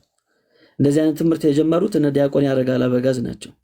እሱንም የኢስተርን ኦርቶዶክስ ጽሁፎችን እያነበበ ማለት ነው። ኦፊሻሊ ግን ቤተክርስቲያኒቷ እንደዚህ የሚባል ነገር ጭራሽ አታውቅም። ምንድነው ቤተክርስቲያኒቷ የምታውቀው ከተባለ ቃል ኪዳን የሚባል ነገር ነው የምታውቀው። ቃል ኪዳን፣ የቅዱሳን ቃል ኪዳን የሚባል ነገር ታውቃለች። ስለዚህ መዳን የሚለውን ኮንሰፕት እንዴት ነው የምትረዳው ቤተክርስቲያኒቷ?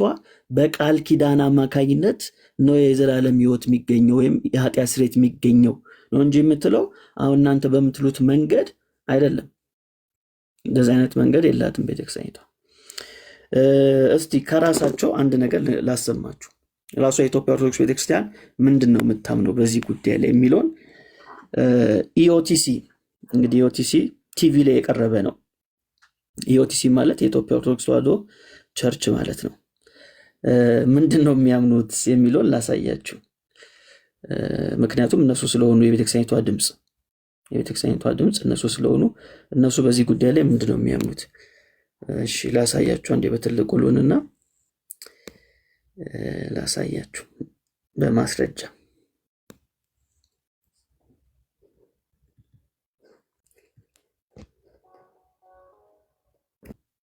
ስለዚህ ቤተክርስቲያኒቷ የቃል ኪዳን ብላ የሰጠችው ርዕስ ነው። ከመረጥኳቸው ጋር ቃል ኪዳን አደረግኩ የሚል ርዕስ ሰጥታ በማርያም በኩል ደህንነት፣ ሕይወት፣ የኃጢአት ስርየት እንደሚገኝ በዚህ ብላ በቲቪ አሳየች። ከዛ ደግሞ ዩቲዩብ ላይ ያስቀመጠች። የቤተክርስቲያኒቷ ትምህርት ይህን ይመስላል ማለት ነው። ስለዚህ እቺ ዩኒቨርሳሏ ቸርች ይህን ትምህርት አታውቅም ብትሉ ዩኒቨርሳሏን ቸርች አይደለም እኛ የጠየቅነው። እኛ የጠየቅነው የኢትዮጵያ ኦርቶዶክስ ቤተክርስቲያንን ነው። ስለዚህ የኢትዮጵያ ኦርቶዶክስ ተዋሕዶ ቤተክርስቲያን ሰው ልጁን በማርያም ስም ከጠራ ያ ልጅ ምን ይሆናል? የኃጢአት ስርየትን ያገኛል። ሲኦል ገብቶ እንኳን ቢሆን ወደ ገነት ይገባል የሚል ትምህርት አላት። ስለዚህ ቅድም ዳጊ እንዳለው በቃ ሲኦል የገባ ሁሉ ዋስትና አለው። ምን የማድረግ የመውጣት ማለት ነው። የመውጣት ዋስትና አለው። ስለዚህ የቤተክርስቲያኒቷ ትምህርት ይሄ ነው። አይ የቤተክርስቲያኒቷ ትምህርት አይደለም የሚል ሰው ካለ መጀመሪያ መሟገት ያለበት ከማን ጋራ ነው? ከኢኦቲሲ ጋራ ነው መሟገት ያለበት። ከተቋሙ ጋራ ነው መሟገት ያለበት። ይህን ማለት ፈልጋለሁ። እንግዲህ ጸጋ ይብዛላችሁ። እሺ ቴንኪዩ ወንድማችን ሜላ ተባረክ። ስለዚህ ሁለቱ መንገዶች ማለት በመጽሐፍ ቅዱስ አስተምሮ መንግስተ ሰማያት እንገባበታለን ብሎ የሚሉት የትምህርት መንገድ አላቸው፣ የመዳን መንገድ አላቸው። እንደገና ደግሞ ከመጽሐፍ ቅዱስ ውጭ ባሉ በተጻፉ አሁን ቅድም በኢትዮጵያ ኦርቶዶክስ ቤተክርስቲያን የቴሌቪዥን ፕሮግራም ላይ ይኸው ያስቀመጡት ይሄ ትርክት የተገኘው ከመጽሐፍ ቅዱስ አይደለም። ይሄ ቃል ኪዳን ገባላት ገባችለት ምናምን ነገር ተብሎ የተባለው የተጻፉት በቀኖና መጽሐፍት በተባሉት መጽሐፍቶቻቸው ነው። ይሄ ትርክት ድርሳነ ኪዳነ ምሕረት ላይ ያለ፣ ሜላ እንዳለው ታምረ ማርያምም ላይ ያለ ይሄ ትርክት ማለት ነው። በሁለቱ መጽሐፍቶች ግልጽ ሆኖ የተጻፈ ነው እና እንደ ነቀሲስ ዲበኩሉ አይነት ምንድን ነው ያሉት? እኛ እንደዚህ አይነት ትምህርት የሚባል የለንም፣ የባልቴት ነው የመበለት ወሬ ነው ምናምን ነገር ብለዋሉ። በእርግጥ ወሬው ትክክል ነው፣ ትርክቱ ትክክል ነው። የባልቴት ወሬ ነው ማለት መጽሐፍ ቅዱስ መረጃ ምንጭ የሌለው ማለት ነው። የብሉያትና የአዲስ ኪዳንን የሐዋርያቱን ትምህርት መሰረት ያላደረገ ትርክት ነው። የትውልዶች ታሪክ በእግዚአብሔር እውቀት ላይ ከፍ ያለ የሰው ሀሳብ ነው። በቀይ በጥቁር እስክሪብቶ የተጻፈ በብራና ላይ የተጻፈበት ዕቃ አይደለም ማተር የሚያደርገው፣ የተጻፈበት ቀለም አይደለም። ግን ብራናም ላይ አይደለም ድንጋይም ላይ ይጻፉት፣ እንኳን ድንጋይ ላይ አይደለም የሰው ልብ ላይ ጽፈውት የለው በየዘመናት ቀጥቀጠው በእያንዳንዱ ቀን እና ትምህርቱ አለ የለም ብሎ የሚለው ግን ቀሲስ ዲበኩሉ እንደዚህ የሚባል ትምህርት የለንም ብለዋሉ። ሜላ እንዳለው በጣም በግልጥ ነው የዋሹት። በጣም ነው እየዋሹ ያሉት። አሁን መጽሐፍቶቻቸውን ሁሉ ጭምር እየካዱ ነው። አንዳንዱ መጽሐፍትም አያውቋቸውም፣ አንዳንዶቹንም ጭምር ደግሞ የሚያውቁትንም ይክዳሉ። ስለዚህ በቤተክርስቲያኒቱ አስተምሮት ውስጥ ሁለት አይነት አስተምሮት አለ። በመጽሐፍ ቅዱሱ አስተምሮት ሄደ ቆርበ ተጠምቀ ተጠማምቀ ምናምን ነገር ብለው የሚሏት መንገድ አለች። እሱ ካልሆነልህ ደግሞ ባትጠመቅም ባትቆርብም ቁርባንንም ክደህ ጥምቀትንም ክደህ ክርስቶስንም ክደህ የምትገባበት ክርስቶስን እግዚአብሔርን ክደህ አብ ወልድ መንፈስ ቅዱስን ክደህ የምትገባበት የመዳን ትምህርት አላት ኦርቶዶክስ። ወንድሞች እናቶች፣ ስም ማጥፋት አይደለም ያለ መረጃ እንደማናወራ ታውቃላችሁ። ያው ሜላ እንኳን ሲያሰማ ቪዲዮ ከፍቶ ማስረጃ ማለት ነው። በቤተክርስቲያኒቱ ትምህርት አይደለም ጥምቀትን አይደለም ክርስትናን ክደህ አብ ወልድ መንፈስ ቅዱስን እግዚአብሔርን ክደህ መንግስተ ሰማያት መግባት ትችላለህ ብሎ የሚል አስተምሮት አላት የኢትዮጵያ ኦርቶዶክስ ተዋሕዶ ቤተክርስቲያን። የስላሴ ትምህርት ዋናው ትምህርታችን ነው። የክርስቶስ ትምህርት ዋናው ትምህርታችን ነው። ሚስጥረ ስላሴ፣ ሚስጥረ ስጋዌ፣ ሚስጥረ ጥምቀት፣ ሚስጥረ ቁርባን፣ ሚስጥረ ትንሣኤ ሙታን፣ አምስቱ አዕማደ ሚስጥር ዋናው የማይነካው ዋናው ፒላራችን ነው ይላሉ እንጂ በእነሱ ቤት አስተምሮት ፒላሩን አፍርሰህ የሆነ ሰውዬ ከያዝክ ወይ ማርያምን ከያዝክ መንግስተ ሰማያት መግባት ትችላለህ ብሎ የሚል መጽሐፍ አንድ መጽሐፍ አይደለም፣ ሁለት መጽሐፍ አይደለም፣ ሶስት መጽሐፍ አይደለም፣ አራት መጽሐፍት እናሳያቸዋለን። የተጻፈ ወንድሞች እናቶች፣ የተጻፈ የተሰነደ ስላሴን ክደህ መንግስተ ሰማያት ትገባለህ ብላ የምታስተምር የኢትዮጵያ ኦርቶዶክስ ቤተክርስቲያን ነች። በመጽሐፍቶቿ ላይ እዚህ ይመጡና ዋናው በስላሴ ማመን ነው ይሉናል። አዎ ስላሴ እኛ ጋር የምንቀልድበት አምላክ አይደለም። አህዱ ስሉስ የእግዚአብሔርን አህዱ ስሉስ በደንብ እናምናለን። እሱን ከካድከው የካዱኝን እክዳለሁ ብሎ በሚለው አምላካዊ ቃል መሰረት ለዘላለም የድቅድቅ ጨለማ የእሳት ባህር ውስጥ ትጣላለህ እንጂ ማርያም ቀሚሷን እየቀደደች ጉንጯን እየሰነጠቀች ፊቷን እየቧጨረች የምታስገባበት አይደለም። ስለዚህ በኢትዮጵያ ኦርቶዶክስ ተዋሕዶ ቤተክርስቲያን በመጽሐፍ ቅዱስም አምነህ መንግስተ ሰማያት መግባት ይችላል የመጽሐፍ ቅዱስን አስተምሮት ብለው የሚሉት አለ። ከዛም ደግሞ ከመጽሐፍ ቅዱስ ውጭ ያለውን ደግሞ እሱንም አምነህ መንግስተ ሰማያት መግባት ትችላለህ ብሎ የሚል ሁለት አይነት የመዳን መንገድ አላት። ሁለት አይነት። እንደውም አብዛኛው ህዝቧ በመጽሐፍ ቅዱስ ባለው አስተምሮት መሰረት ከሚድነው ይልቅ አብዛኛው የሰበከችው በገድላትና በድርሳናቱ የቀኖና መጽሐፍት ላይ ባሉት ነው። ሂዱ በገጠሪቱ ኢትዮጵያ ላይ ያለው ማለት ነው። ምናልባት ከተሜው ነክ የሚባለው አሁን ጴንጤውም ሲያርገበግባቸው ተሐድሷውያኑም ሲያንቀጠቅጧቸው ግማሹ የሚቀርበውንም የሚመሳሰለውንም የማይመሳሰለውንም ትርጓሜ ተርጉመው ህዝቡን መጽሐፍ ቅዱስ ያው በስመ አብ ወወልድ ወመንፈስ ቅዱስ አሐዱ አምላክ ብለው ቅዱስ ጳውሎስ በኤፌሶን መልእክቱ ብለው እንዳሉት እንደዛ ይሉና ከተረት ጋር የተጨማለቀ ነገር አውደ ምሕረት ላይ ቆሞ ይነግራል። በስመ አብ ወወልድ ወመንፈስ ቅዱስ አሐዱ አምላክ ብሎ ጀምሮ በዛቲ ዕለት አይረፈ ብሎ ይጀምርላል። የሆነ ሰውዬ ስሙን ጠርቶ ከእናታቸው ከወይዘሮ እንትና ከአባታቸው ከወይዘሮ ከአቶ እንትና በዚህ ሀገር በሀገረ ብህንሳ ተወለዱ ይላል። ብህንሳ የሚባል ጂኦግራፊ ላይ ስትፈልገው አታገኘውም። ከዕለታት በአንድ ቀን ይለው ይጀምሩላል። ከዕለታት በአንድ ቀን ድኩላ ሊያድኑ ሄዱና ምናምን ነገር ብሎ ይጀምርላል። ከዛ ድኩላውን አነጣጥረው ሊመቱ ሲሉ ቅዱስ ሚካኤል ተገለጠለት። ቅዱስ ሚካኤል ተገለጠለትና ድኩላውን ከገደለ በኋላ የገደለውን ድኩላና ያንን ገዳዩን አዳኙን ሰውዬ ተሸክሞት ቅዱስ ሚካኤል በክንፉ አዝሎ አየሩን ሁሉ አዙሮ የጎጃምን ምድር፣ የቤጌምድርን ምድር፣ የትግራይን ምድር፣ የባሌንም የአርሴንም ምድር ሲያዞራቸው ዋለ። ከዛ ወደ በዓታቸው አስገባቸው። እና ብለን ስንል በረከታቸው ይደርብህ ይልሃል።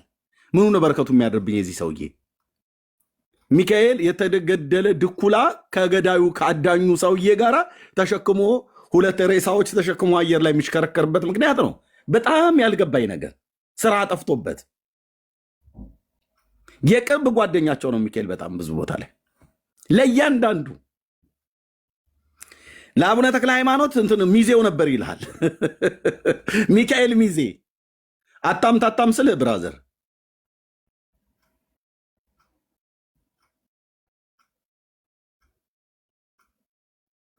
እና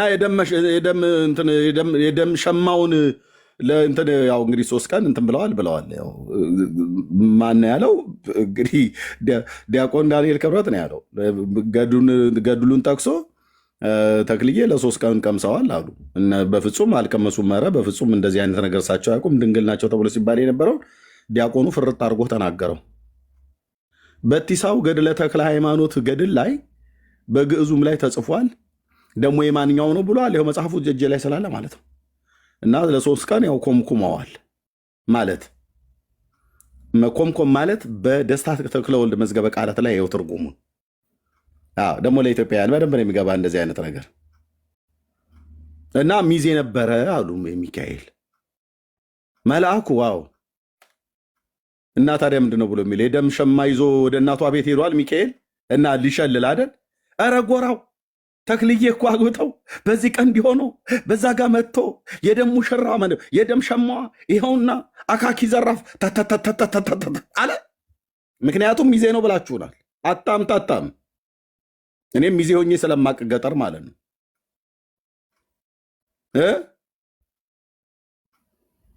አናስገባም ሰርገኛ በሪተኛ አሉት አይደል? ሚካኤል ሚዜ ነው ብላችሁ ስላላችሁ ማለት ነው። ይሄ ተረታም ትውልድ ሁሉ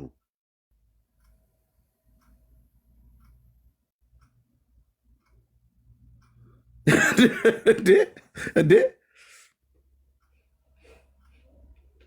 የትኛውም ቦታ ነው። ቅዱስ ሚካኤል በተለይ መልአኩን እንዴት እንደቀለዱበት አልኩ።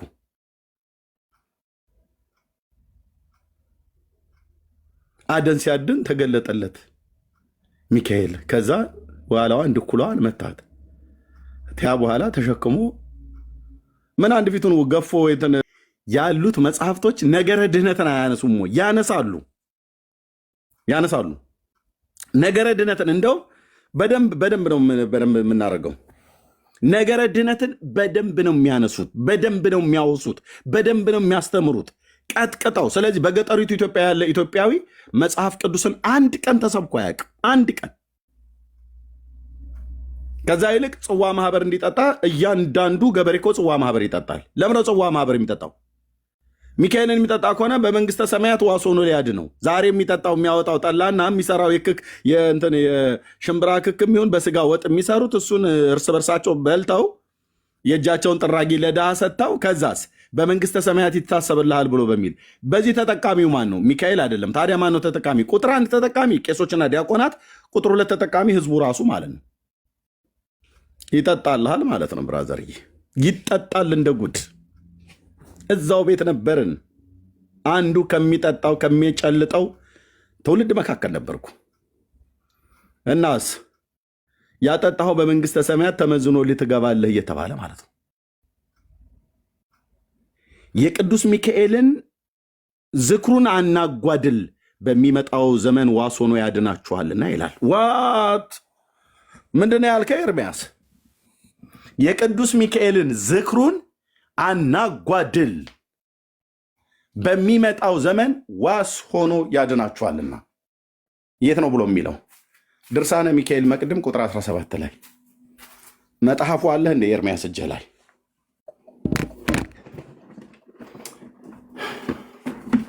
እዚያ አያድንም እያሉ ይላሉ። ከዛ ጌርሳም እየሰጣለ ወንድምነት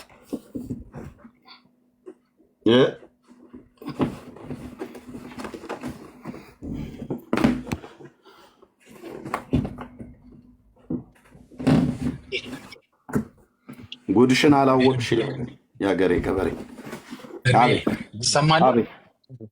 ትሰማለህ? አንድ ከ35 ነው ከ36 ላይ አቆማለሁ። ቶሎ ላውራ።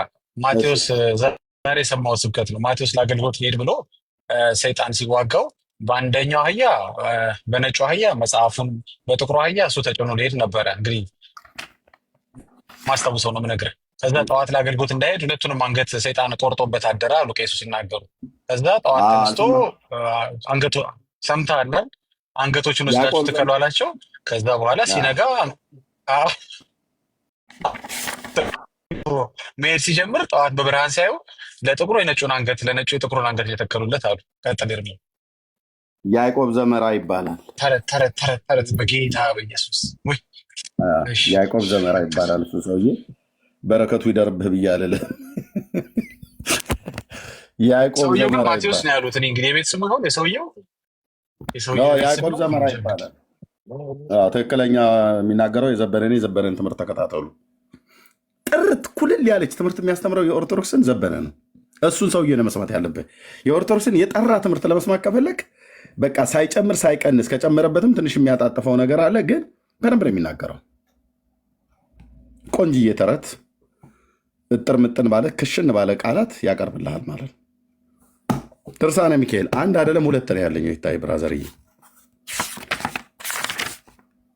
በትንሣኤ ዘጉባኤ ማተሚያ ቤት። ይሄኛው ደግሞ አዲስ የታተመ ነው። ተመሳሳይ ነው፣ ቃሉ በሙሉ ተመሳሳይ ነው። ይሄኛው ደግሞ በአሚዩ ኢንጂነሪ ማተሚያ ቤት የታተመ ማለት ነው። እሺ ቁጥር 17 ላይ ምን ይላል? ድርሳነ ሚካኤል እኛ እናቅም አለ አይደለ? ቁጥር 17 አይደለ ያልኩት መቅድሙ ላይ ይኸው ቁጥር 17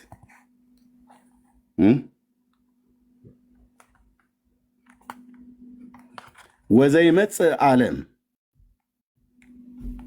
አመ ዕለተ ኩነኔ በፍርድ ቀን ማለት ነው። አመ ዕለተ ኩነኔ በሚመጣው ዓለም በፍርድ ቀን ዋስ ሆኖ ያድናችኋል። ምኑ? ይልቁንም የመላእክት አለቃ የሚሆን የቅዱስ ሚካኤልን ዝክር አናጓድል። ጠላ መጥመቃችሁን እንዳታቆሙ፣ ዳቦ መድፋታችሁን እንዳታቆሙ፣ በስሙ ድሆችን ለሚቀበሉ ዝክሩን ለሚዘክሩ ለሰው ልጆች ሁሉ ሁልጊዜ ይቅርታውን ምሕረትን የሚለምን በዚህ ዓለም ምኞቶቻቸውን የሚፈጽምላቸው ጸሎታቸውን የሚሰማ የሚያድናቸውም ስራቸውን የሚያቃናላቸው እሱ ነውና። ማ ምኞታቸውን የሚፈጽምላቸው ማን ነው? ሚካኤል። ጸሎታቸውን የሚሰማ የሚያድናቸውም ስራቸውን የሚያቃናላቸው እርሱ ነውና በሚመጣው ዓለም በፍርድ ቀን ዋስ ሆኖ ያድናችኋል። ይሄ የመዳን ትምህርት አይደለም እንዴ? የመዳን ትምህርት አይደለም ወይ?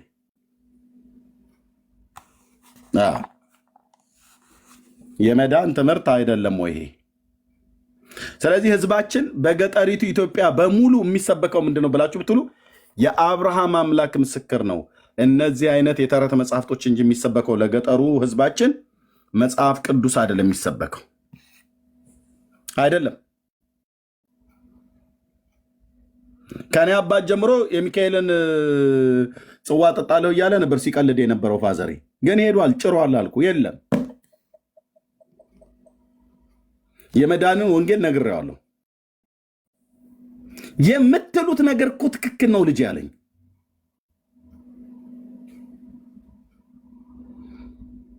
ሁሌ ነግራቸዋለሁ። አውድማ ላይ ተሰብስበን ሁሉ ባሉበት አብረውኝ የቀደሱ ካህናትና ዲያቆናት፣ እኔ የገጠር ልጅ ነኝ፣ ባለውበት በዛ ቁጭ ብለን ስብከተ ወንጌል ኃላፊው መጥቶ ከአውራጃው ቤተ ክህነት ካህናቱም መርጌታውን ባለበት የቤተ ክርስቲያኒቱ ቄሰ ገበዙም ሌሎቹም ካህናትና ዲያቆናት አብረውኝ የቀደሱ የኔን እድገት የሚያውቁ ጠባዬን፣ አመሌን ምናምን በሙሉ የሚያውቁ ለተጠየቁት ጥያቄ ነገረ ድነትን በተመለከተ አንድ መልስ አልመለሱም። እናቴና አባቴ ባሉበት አውድማችን ላይ ቁጭ ብለን እህል መውቂያ አውድማችን ላይ እነሱም ጠላቸውን እየጠጡ ለእኔ ሚሪንዳ ነው ስፕራይት ተገዝቶልኝ እናቴና አባቴ እትብቴ ተቀብሮ እትብቴ በተቀበረበት ባደግኩበት ቀይ መንደር ላይ ማለት ነው ቁጭ ብለን አውርተናል። ታሪክ ያለኝ ሰው ነኝ። ዝም ብዬ ብቅ ያልኩ እንዳይመስልህ። የኦርቶዶክስ ዲያቆን ነኝ ብዬ ስል ዝም ብሎ ይመስላቸዋል ሰዎች። ቁጭ ብለን እናቴ በሕይወት አለች፣ ወንድሞቼም ነበሩ፣ ሰምተዋል፣ አይተዋል። ምንም መልስ ሲታጣ ዛሬ እህቶቼና ወንድሞቼ በሙሉ በጌታ ናቸው። ወንጌል ነግሬያቸው ማለት ነው። ነገረ ድነትን በተመለከተ በኢትዮጵያ ኦርቶዶክስ ተዋሕዶ ቤተክርስቲያን መጽሐፍ ቅዱስ ብቻ ነው ብሎ የሚለው ውሸት። እነዚህስ መጽሐፍቶች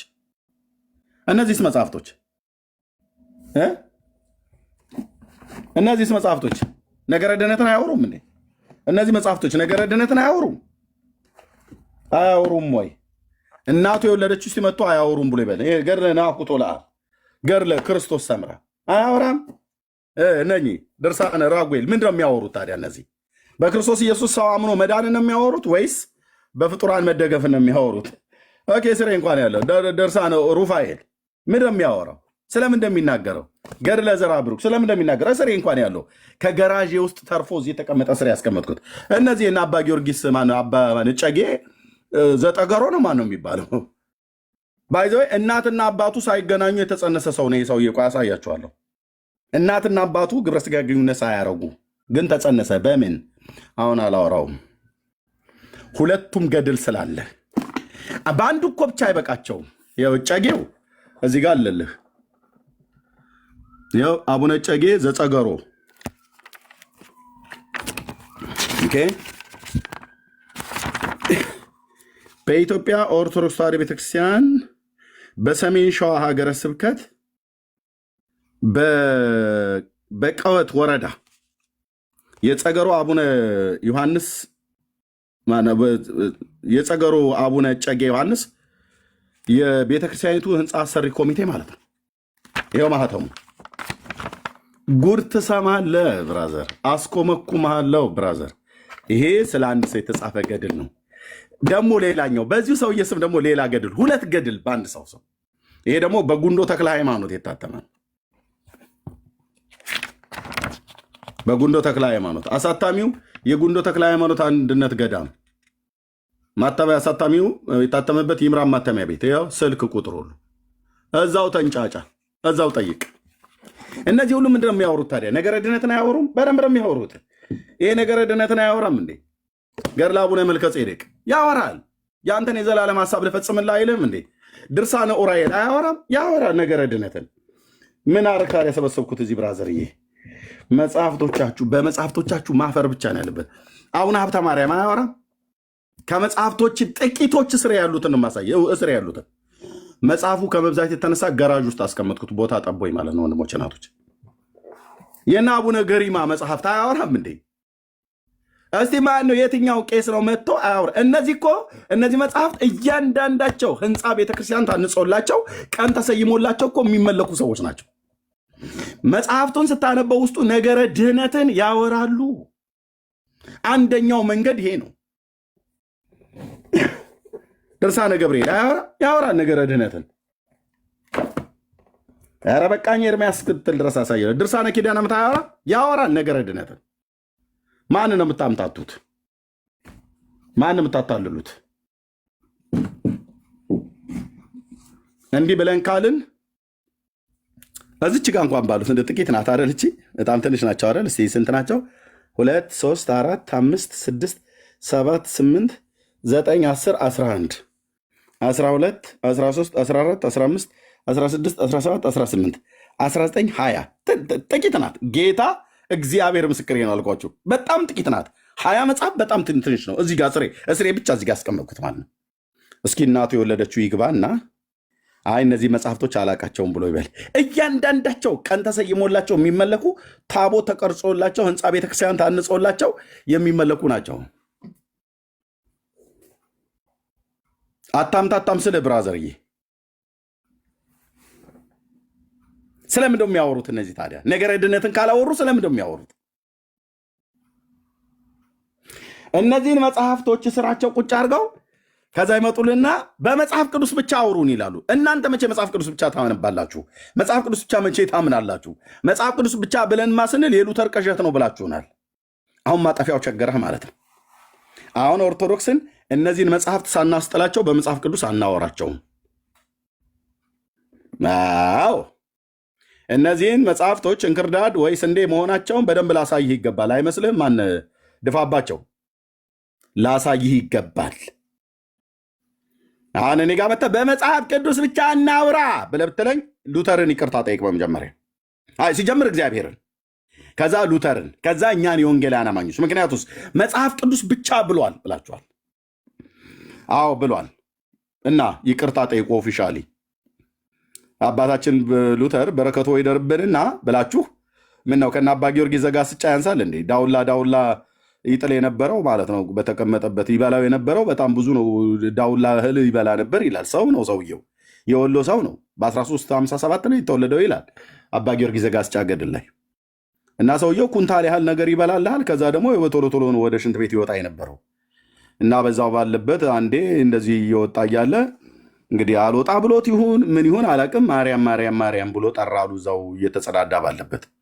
እና ማርያም ሆዬ ከቻለችልህ በገድሉ መሰረት ያው በረከቱ ይደርባችሁ እና ከቻለች እና እንዴት የቆሸሸ ቦታ ላይ የሆነ ትጠራኛለህ ብለህ እመቤት የፍቅርሽ ቢጠናብኝ ነዋ ብሎ አላት ይላል።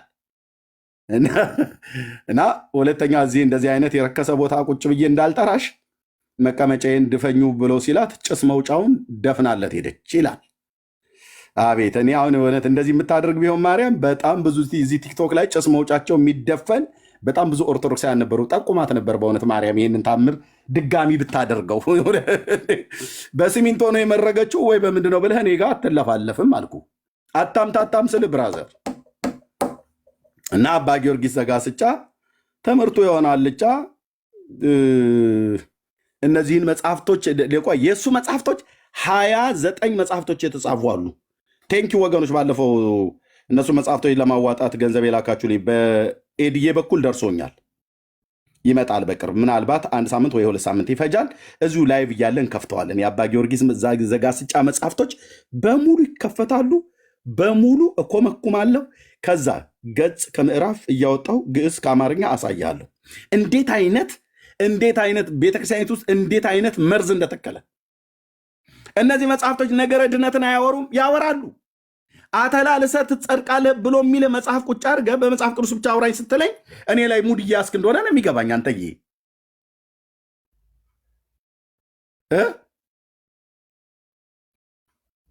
ነገረ ድነትን አያወሩም? ያደናሉ። 101 ትውልድን ያስምራል እኮ ብሎ ያለው ይሄ ሰውዬ ነው። መቃብሩ ጋር ቆመ 40 ሜትር ቆመ እንትን ካልክ ምንም በቃ 101 ትውልድ የተሰጠው የቃል ኪዳን ብዛት ለማርያም እንኳን ይሄን ያህል የቃል ኪዳን ብዛት አልተሰጣትም። 491 ቃል ኪዳን ሰጠው ይላል። ቆይማ አንተዬማ ወይ እንግዲህ ነገር ያነሳዋል አይደል? እነዚህን እስቲ ወደ ስፍራቸው ልመልሳቸው። እዚህ እንፈጫቸዋለን አልኩ። እነዚህ መጽሐፍቶች በደንብ እያነበበ ምን ይሻላል ብለህ እስክትል ድረስ አባቶች ይሰብሰቡ ብለዋል። እኔ ጋር ግን እንዳይመጡ ነግሬያለሁ። መጽሐፍቶች ይሰብሰቡ ብለዋል ብፁዕነታቸው። እኔ አልሰጥም። ገንዘቡን እንሰጣለን፣ ኤርሚያስ የገዛበትን ገንዘብ እንሰጣለን፣ መጽሐፍቶቹን መልስ ብለው ቢሉኝ ቃል ለምድር ለሰማይ ሰማይ ምድር ከፍ ዝቅ ይላል እንጂ አልመልስም። ከእነማ ሆይ እንትና ግቢ ይመልሱ። አልመልስም ብያለሁ። ቆይ ለዘርአ ብሩክ የተሰጠን ቃል ኪዳን ላሳይ፣ ስንት ቃል ኪዳን እንደሆነ። ማርያም እንኳ እንዲህ አይነት ቃል ኪዳን አልተሰጣትም። አብርሃም እንኳ እንዲህ አይነት ቃል ኪዳን አልተሰጠውም። ሰውየው ፌመስ ነው አልኩ። ፌመስ ነው። አይ ዶንት ኖ የት ሀገር ተወላጅ እንደሆነ። ጎጃም ውስጥ ግን ገዳሙ ያለው ጎጃም ነው ይላል። ጎጃሜ ይሁን ጎንደሬ፣ ኦሮሞ ይሁን ትግሬ ጉዳይ አይደለም አልኩ። ጉዳይ አይደለም። ስንት ቃል ኪዳን ተሰጣቸው ይላል ጌታ ለዘርአ ብሩክ የገባለት ቃል ኪዳን ብዛት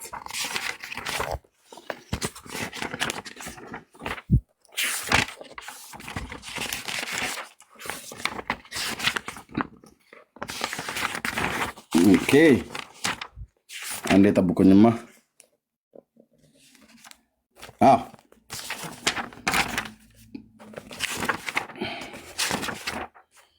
ተናገር እውነቱን ገጽ 122 7ኛ ክፍል 28ኛው ምዕራፍ ላይ ቁጥር ስንት?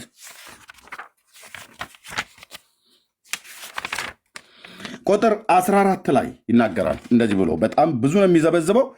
ሙሉን ያነበብኩት እኔ ጋ የማንበብ ችግር የለም። እናንተ ኦርቶዶክሳውያን ዝም ብለህ ስታዘጠዝጥ እኛ መጽሐፍ ቅዱስን አይደለም የራሳችሁን መጽሐፍቶች ጥርስ ከምላሳቸው እያወጣን እነዚህን ባለጌ መጽሐፍቶች ስርዓት ለማስያዝ እየተወቆሉ ነው አልኩ። ያለ ገላጋይ። እሺ ቁጥር 14 ዳግመኛ መታሰቢያውን ለሚያደርጉ ስሙን ለሚጠሩ የማንን? የዘርአ ብሩክን ወንዶችና ሴቶች ልጆቻቸው የእናታቸውና የአባቶቻቸው መታሰቢያ ቢያደርጉ እስከ ስንት ትውልድ ይላል? እስከ 100 ትውልድ ድረስ እንዲድን ቃል ኪዳን ሰጠው ይላል። 100 ትውልድ ቃል ኪዳኑ ምን ያህል ነው? 491 ነው። 490 ብር እያልኩትኝ 100 ትውልድ ድረስ ይድናል። ልብ በልና ስማኝ፣ ያዝልኝ ብራዘር። ነገረ ድህነትን አያወሩም ይሉሃል መጽሐፍቶቹ። እንዴት ነው የማያወሩት? እንኳን ያንተን አይደለም የዘር ትውልድህን ሁሉ ጭምር ነገረ ድህነት ይወስኑልሃል።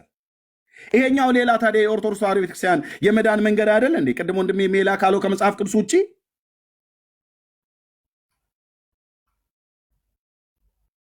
የዘርአ ብሩክን ስም ብትጠራ ወንዶችና ሴቶች ልጆቻቸው የእናትና የአባቶቻቸውን መታሰቢያ ቢያደርጉ እስከ 100 ትውልድ ድረስ እንዲድኑ ቃል ኪዳን ሰጠው ይላል።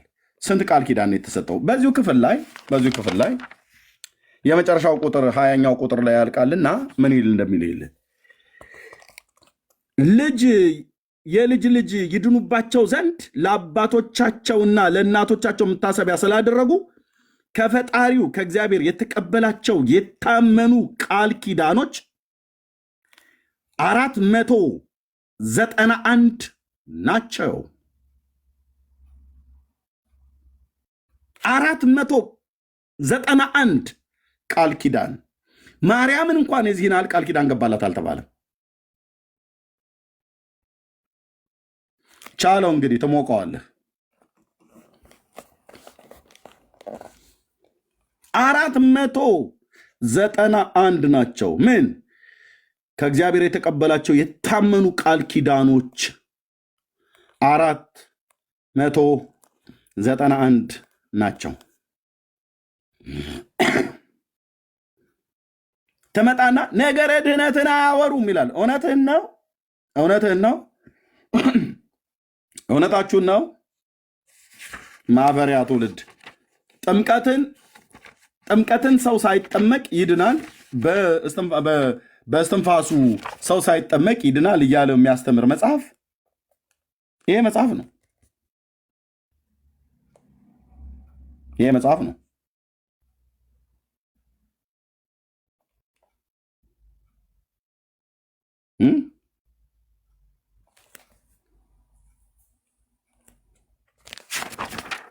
ስለዚህ ነገረ ድህነትን መጽሐፍቶቻቸው ያወራሉ።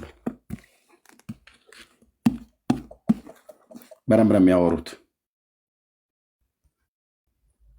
ስለዚህ ሁለቱ የመዳን መንገድ በኢትዮጵያ ኦርቶዶክስ ተዋሕዶ ቤተክርስቲያን፣ አሁን ኦርቶዶክሳውያን ካላችሁ ገብታችሁ ማውራት ትችላላችሁ። ጌርሳምዬ ለአንተ ልስጥ፣ ከዛም ወንድሞች ለእናንተ እሰጣችኋለሁ። ጌርሳምዬ ያውራና እንግዳ ካለ ኦርቶዶክሳዊ ካለ ማውራት ነገር ገድያለሁ ብለዋል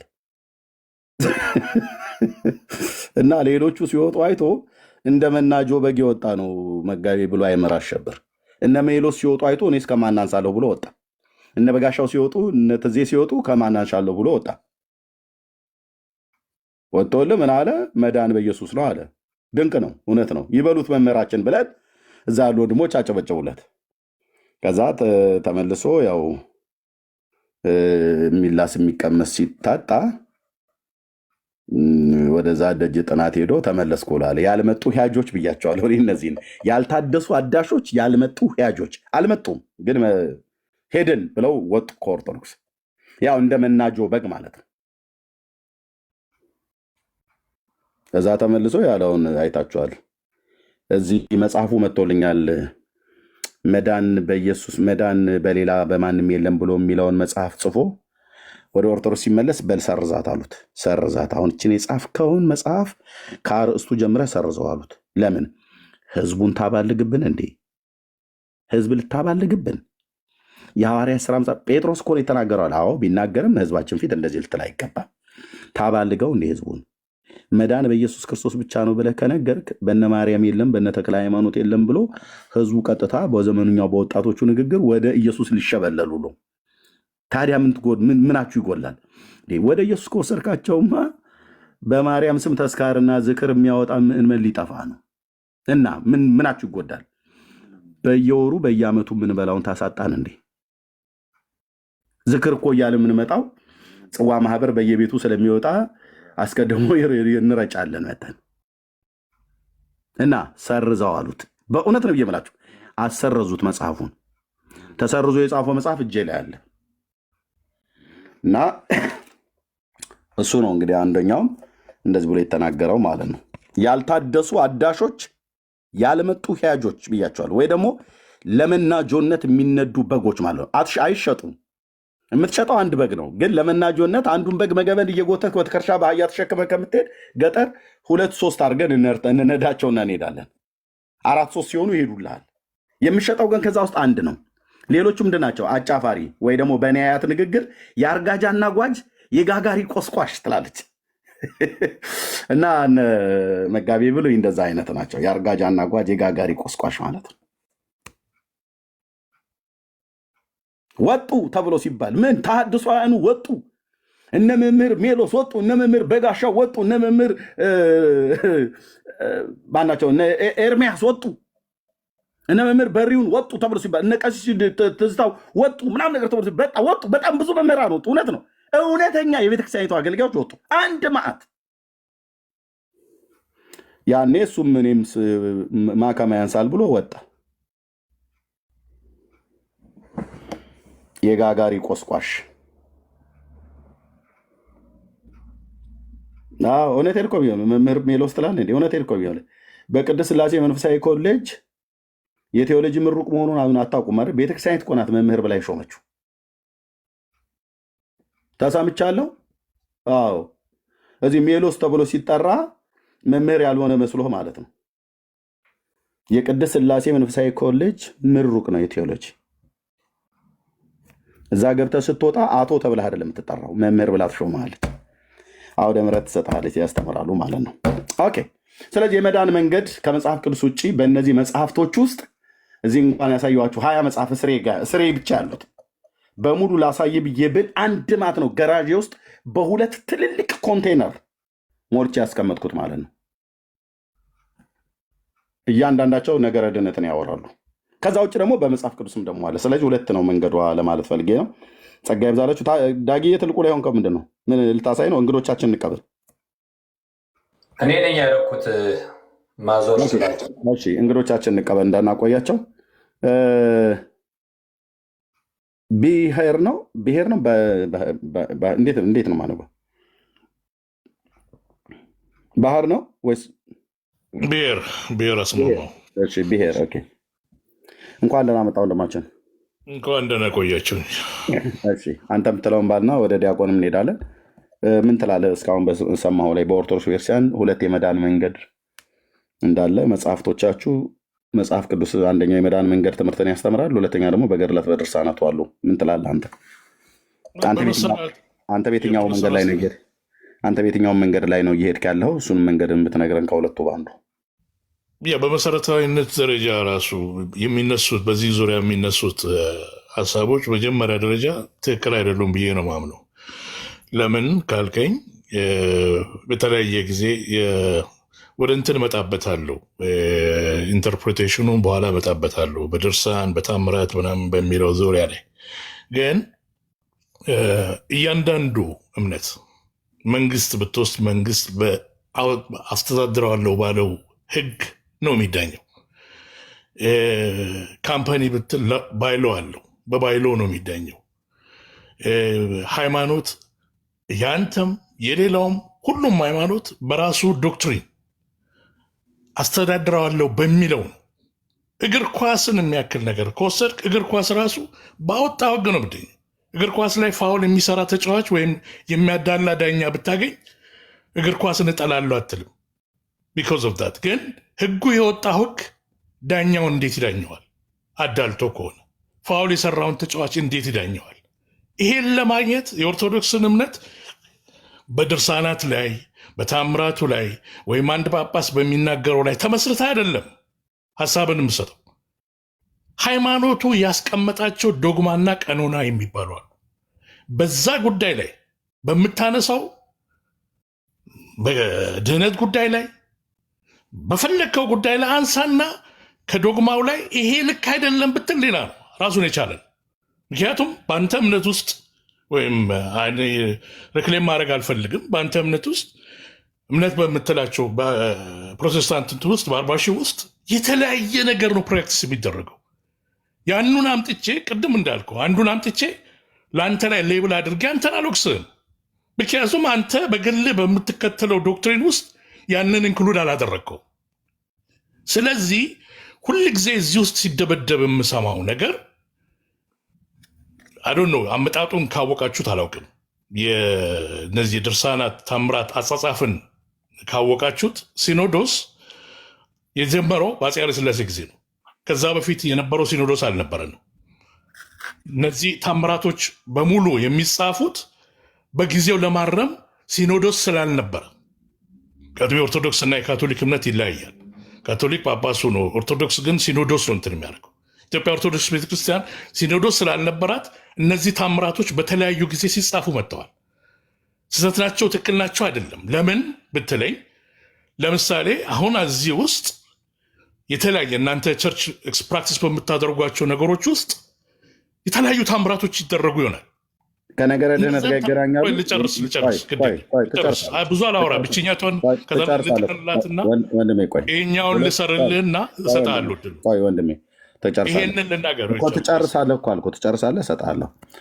የእኛን ቸርች 2 ጊዜ ስለጠራህ 40 ሺህም 47 ሺህም 900 ሺህም 1 ሚሊዮንም 6 ሚሊዮንም 8 ሚሊዮንም ይሆን ኦኬ ከጠራ ዘንዳ ነገረ ድህነትን በተመለከተ በየትኛውም የኢቫንጀሊካል ዲኖሚኔሽን ውስጥ ነገረ ድህነትን በተመለከተ ሰው ከኢየሱስ ክርስቶስ ውጭ በሌላ እናንተ እንደምትሉት መዳን ይቻላል ብለው የሚያስተምሩ አገልጋዮች ካሉ ከነመረጃው ጭምር ቪዲዮን ወይ የተጻፈ መጽሐፍ ካለ አምጣና አሳየን። ነገረ ድህነትን በተመለከተ የትኛውንም ያህል የቁጥር ብዛት ይኖረው ነገረ ድህነትን በተመለከተ ከኢየሱስ ክርስቶስ ውጭ ከእርሱ ቤዛነት ውጭ በሌላ መዳን ይቻላል ብሎ ያለ ፕሬስቢቴሪያን፣ ሜቶዲስት ዋት በርማን ናቸው አንግሊካን ዋት ማንም መረጃውን አምጣ። አንተ ካመጣው ለሚያስክ ግድ ኳስችን ዲድ ዩ ቢሊቭ ኢን ሊሚትድ አቶንመንት ዊች ኢዝ ፓርቲኩላር ሪደምፕሽን በሚል ውስን ቤዞ በምትሉት ክርስቶስ ለተመረጡት ለትንሽ ሰዎች እንጂ እኔ እሱን አላምንም። በሙሉ ኃጢአተኞች አድምጣ፣ እኔ እሱን አላምንም። ነገረ ድህነትን አላፈሰሰም የሚል አድምጣ፣ እኔ እሱን አላምንም። እኔም ማምነው ለዓለም ሁሉ ክርስቶስ ሞተ ብሎ የሚለው ነው። ይህንን ደጋግመን ተናግረንበታል።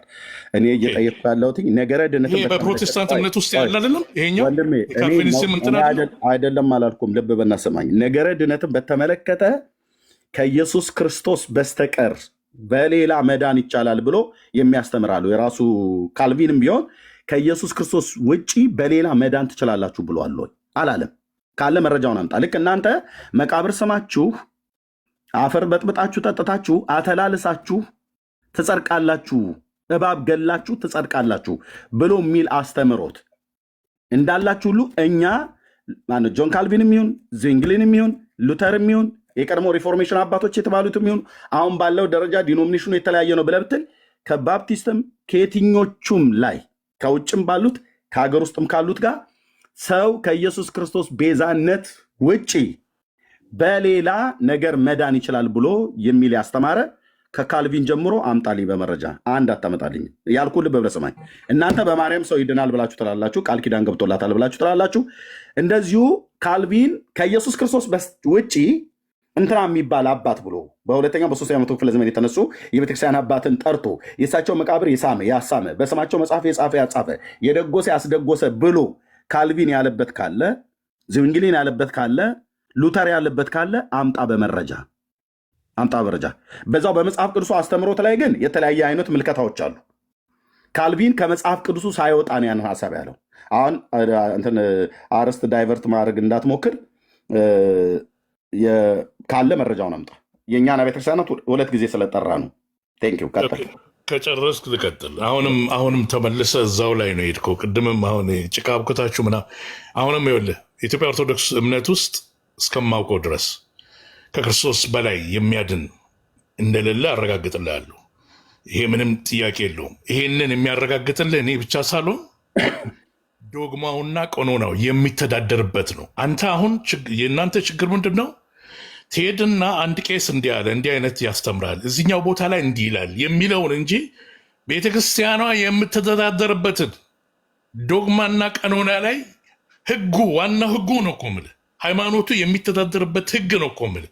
ከዛ ላይ አውጥተህ ይሄ ለምን ሆነ ይሄኛው ይላል፣ ይሄ መተዳደሪያ የእናንተ ሃይማኖት መተዳደሪያ ስርዓት ደንብ ህጋችሁ ነው ብለህ አይደለም የምትለው ይሄን አይነት አስተማሪዎች አሉ እያልከኝ ዳኛውን በዳኛው ጥፋት ወይም በተጫዋቾቹ ጥፋት የእግር ኳስን ትክክል አይደለም ሃይማኖቱ ወይም የእግር ኳስ እንዳለ ኢንስቲትዩሽኑ ትክክል አይደለም የሚል። ለዚህ ነው ፈንዳሜንታሊ የምታቀርቡት ክሌም ከመጀመሪያ ከመነሻው ነው በኤኒ ካይንድ ኦፍ ሲቪል ዲስኮርስ ውስጥ እንትን የሚደረግ አይደለም፣ ሰፖርት የሚደረግ አይደለም። ግለሰቦችን አይደለም፣ ግለሰቦች ሳይሆን በህግ ደረጃ የተቀመጠው ነገር ምን ይላል የሚል ነው።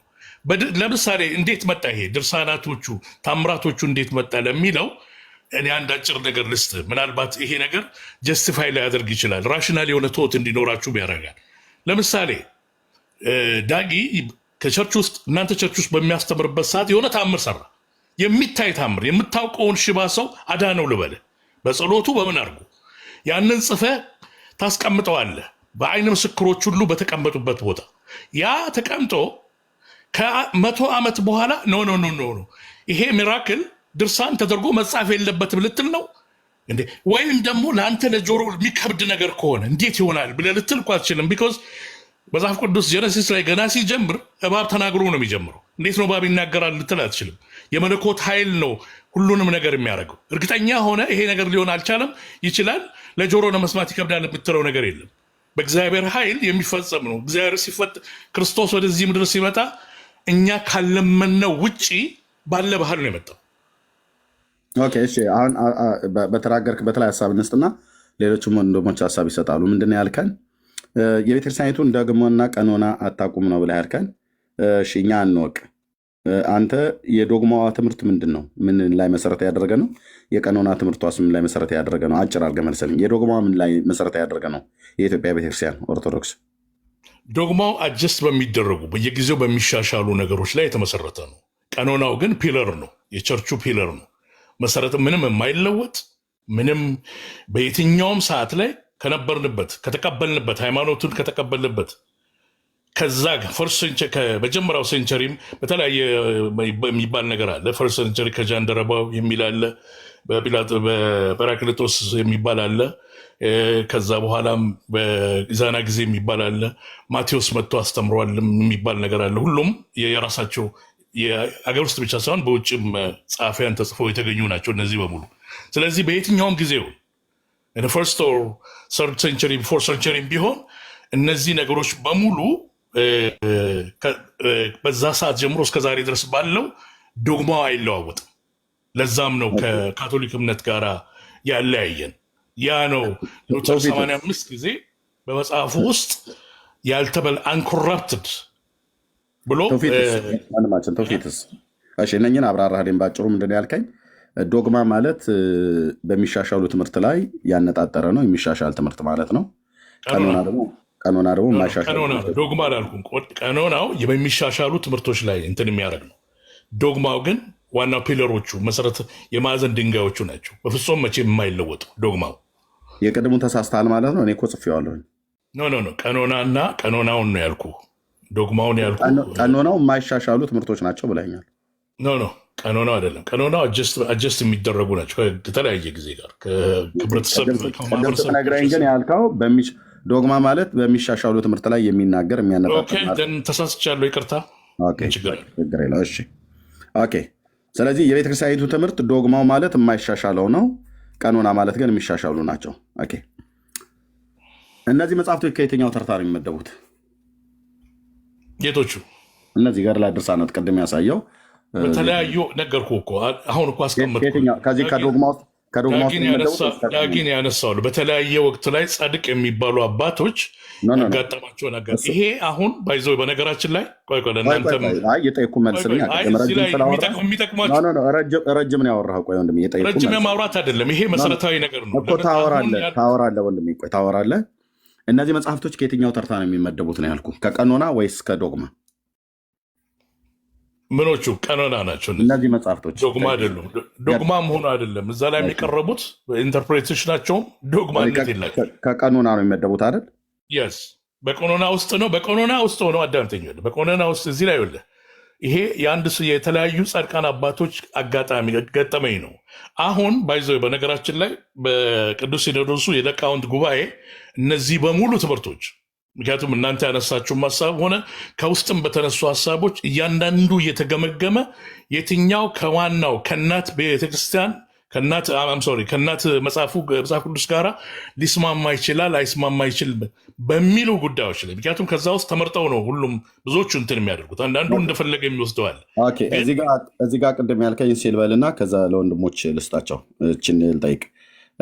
ዘማሪ ዳጊ ምሳሌ አድርገህ ስላነሳው ዘማሪ ዳጊ የእኛ ቤተክርስቲያን ዘማሪ ነው፣ ወንድማችን ነው። እሱ መድረክ ላይ ሲያገለግል ታምራትን ቢያደርግ ብለኸኛል። ታምራትን የሚያደርገው በእግዚአብሔር መንፈስ ሆኖ ነው ወይስ በራሱ ነው? በእግዚአብሔር መንፈስ ብሎ እንበለው ምሳሌ ነው። ታምራትን ሲያደርግ ያን ታምራት ቤተክርስቲያን ታያለች።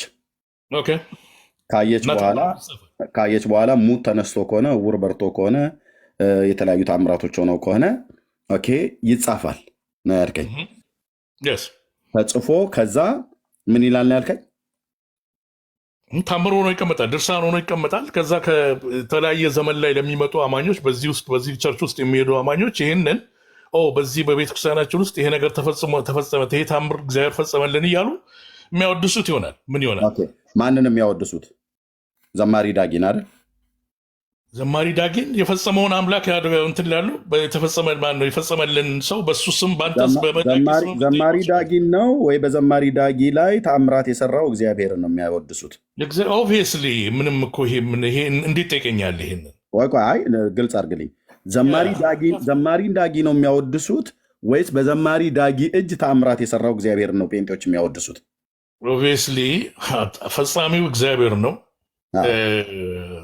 ፈጻሚው እግዚአብሔር ነው። ስለዚህ ዳጊ ይህን የፈጸመልህ እግዚአብሔር ሰምተዋል። እግዚአብሔር የቀረብክ ሰው ስለሆንክ ነው የተፈጸመልህ። ስለዚህ ዳጊ እባክህ ስለ እኔ ጸልይልኝ ብለው ቢሉ ቅሬታው ምንድን ነው? እዚህ ላይ ዳጊ ካለፈ በስጋ ካለፈ ከሞተ በኋላ በሱ እጅ የተደረገ ታምር ተብሎ ሰው መለመን ያለበት ወደ ዘማሪ ዳጊ ነው እያልከን ነው? እኔ እኮ አላልኩም። ይሄ እንደዚህ ኮንሰንሰስ ያስፈልጋል በመጀመሪያ ደረጃ። በአጭሩ ይሄ አይነት አባባል የለም፣ እንደሱ አይደለም። አሁን ያንተን ለመሰለህ አሁን እዚህ ላይ በለኝ። አንተው ነው ያልከው ዘማሪ ዳጊን ስሙን ሜንሽን አድርገህ። እኔ ምሳሌ ነው ያነሳሁልህ እኮ ምሳሌ ነው፣ ችግር የለውም ምሳሌ ነው። እኔም ለዛ እኮ ነው ምሳሌ ነው፣ በምሳሌ ነው የምንሄደው። በዘማሪ ዳጊ እጅ ሙታን ቢነሳ እኛ ልንገርህ፣ እኔ ልንገርህ በዘማሪ ዳጊ እጅ ሙታን ቢነሳ፣ ሽባ ቢተረተር፣ ለምጽ ቢፈወስ ያንን ያደረገው የተአምራት አምላክ እግዚአብሔር ነው ብለን እኛ የምናምነው። ስለዚህ ዳግማዊ ጥላሁን በዚህ ተአምር ውስጥ ምንም ነው። እሱና እግዚአብሔር አጋጭተው አይደለም ተአምሩን የሰሩት።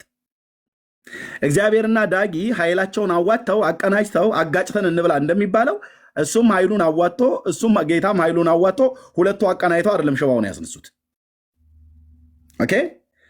ያንን ተአምራትን የማድረግን ጸጋ እግዚአብሔር በዘማሪ ዳጊ ላይ ስላደረገ ዘማሪ ዳጊ ወይ እየዘመረ ወይ እየጸለየ ወይ እየሰበከ ሙት ተነሳ። ሙቱን ያስነሳው ማን ነው? እግዚአብሔር ነው። ስለዚህ የሚከብረው የሚመሰገነው የሚዘመርለት የምንደፋለት ታምራት አድራጊው እግዚአብሔር እንጂ ታምራት ያደረገበትን ሰውዬ ወንድማችን ነው። የሚገባውን ክብር አሰጠው። የወንድማዊ ክብር መንፈሳዊ ክብር አሰጠው። የወንድማዊ ክብር እኮ መንፈሳዊ ክብር እኮ ነው። በክርስቶስ ኢየሱስ ያገኘ ነው። አድመጣኝ። የእኛም ቤት ልንገርህ፣ እንደናንተ ቤት ወንድማዊ ክብር ድሮም አለን። እግዚአብሔር በደሙ ያዳነው ወንድማችን ነው። በሜሎስ እጅ እውር ቢያበራ ወንድማዊነት ብቻ ነው ያለው። ከዛስ ውጭ እግዚአብሔር በህይወቱ የሚጠቀምባቸው አገልጋዮች መሆናቸውን ሪስፔክት እናደርጋለን። ከዛስ ውጭ ዘማሪ ዳጊ እግዚአብሔር በላዩ ላይ ታምር አድርጎበታል ብሎ በሚል እኛ ጋር ጧፍ አናበራለትም። ከሞተ በኋላ ወደ ጌታ ከሄደ በኋላ ቆይ ልብ ብለህ ስማኝ፣ ጧፍ አናበራለትም፣ ሻማ አንለኩስለትም፣ ጉዝጓዝ አንጎዘጉዝለትም። ቀን ሰይመን ዘማሪ ዳጊ የአረፉበት ቀን ነውና በስማቸው ህንፃ ቤተክርስቲያን ይታነጽ ብለን አንልም። በስማቸው ያንን እግዚአብሔር ያደረገውን ታምር ገድለ ዘማሪ ዳጊ ብለን አውጥተን ይኸው እንግዲህ ገደላቸውን የጻፈ ያጻፈ ያነበበ ያስነበበ እስከ በነገራችን ላይ የእኛም ቤት ልንገርህ፣ አንተ ምሳሌ ያደረግከው አድመጠኝ። እንደዚህ አይነት ማኒፑሌሽን እኮ ወንድምዬ አድመጠኝ። የኔን ወንድም ነው የጠራኸው። አሁን እኔ ስናገር ስማና የእናንተን አንተ ባትነግረኝ መጽሐፍቶቻችሁ ይነግረናል። ኦኬ አሁን ዘማሪ ዳጊንና ዘራ ብሩክን ፊት ለፊት ቁጭ አድርገን ኦኬ እግዚአብሔር በዘማሪ ዳጊ ታምር ሰራ፣ ኦኬ እግዚአብሔር በዘራ ብሩክ ታምር ሰራ፣ ኦኬ ችግር የለው። ዘራ ብሩክን ወክሎ ኦርቶዶክስ እንዴት ነው የምታደርገው? እሱን እናያለን ማለት ነው። እኛ ጋር ግን ስነግርህ እግዚአብሔር ተአምራትን ይሰራል። በዘማሪ ዳጊ በሜሎስም በማንም ማለት ነው። በልጆቹ በክርስቶስ ኢየሱስ ባመኑት ውስጥ የተአምራት አምላክ እግዚአብሔር ተአምራትን ያደርጋል። ታምር የሚያደርግበትን ሰው ግን በህይወትም እያለ ወደ ጌታም ካለፈ በስጋ ከሞተም በኋላ የዘማሪ ዳጊ መቃብር ላይ ራቅ ብሎ ቆሞ የጸለየ 22 ትውልዱን መድኃኔዓለም እምርልሃለሁ ብሎ ቃል ኪዳን ገብቶለታል የሚባል ወሬ በእኛ ቤት የለም ብቻ ሳይሆን አይኖርም። አይ እንደዛ ይደረግልኝ ብሎ ካለ ዳጊ ገና ሳይሞት በፊት ሲያምርህ ይቀራል። ወንድማችን ዘማሪ ዳጊ እንወዳለን። ጌታ ብርክ ያርግህ። በሰላም ወደ አባት ወደ እግዚአብሔር ተሰብሰብ። በአንተ ስም ግን የምናደርገው መታሰቢያ መቃብርን የሳመ ያሳመ፣ የኤርሚያስን መቃብር የሳመ ያሳመ፣ በሜሎስ መቃብር ላይ በርቀት ቆሞ እንትን ያለ የሚባል ነገር የለም። ሲያምረው ይቀራል። ኤርሚያስም ይሁን ዳጊ፣ ሜሎስም እንደዛ ብሎ ቢል፣ ፓስተሩም እንደዛ ብሎ ቢል፣ ማናቸውም ሲያምራቸው ይቀራል።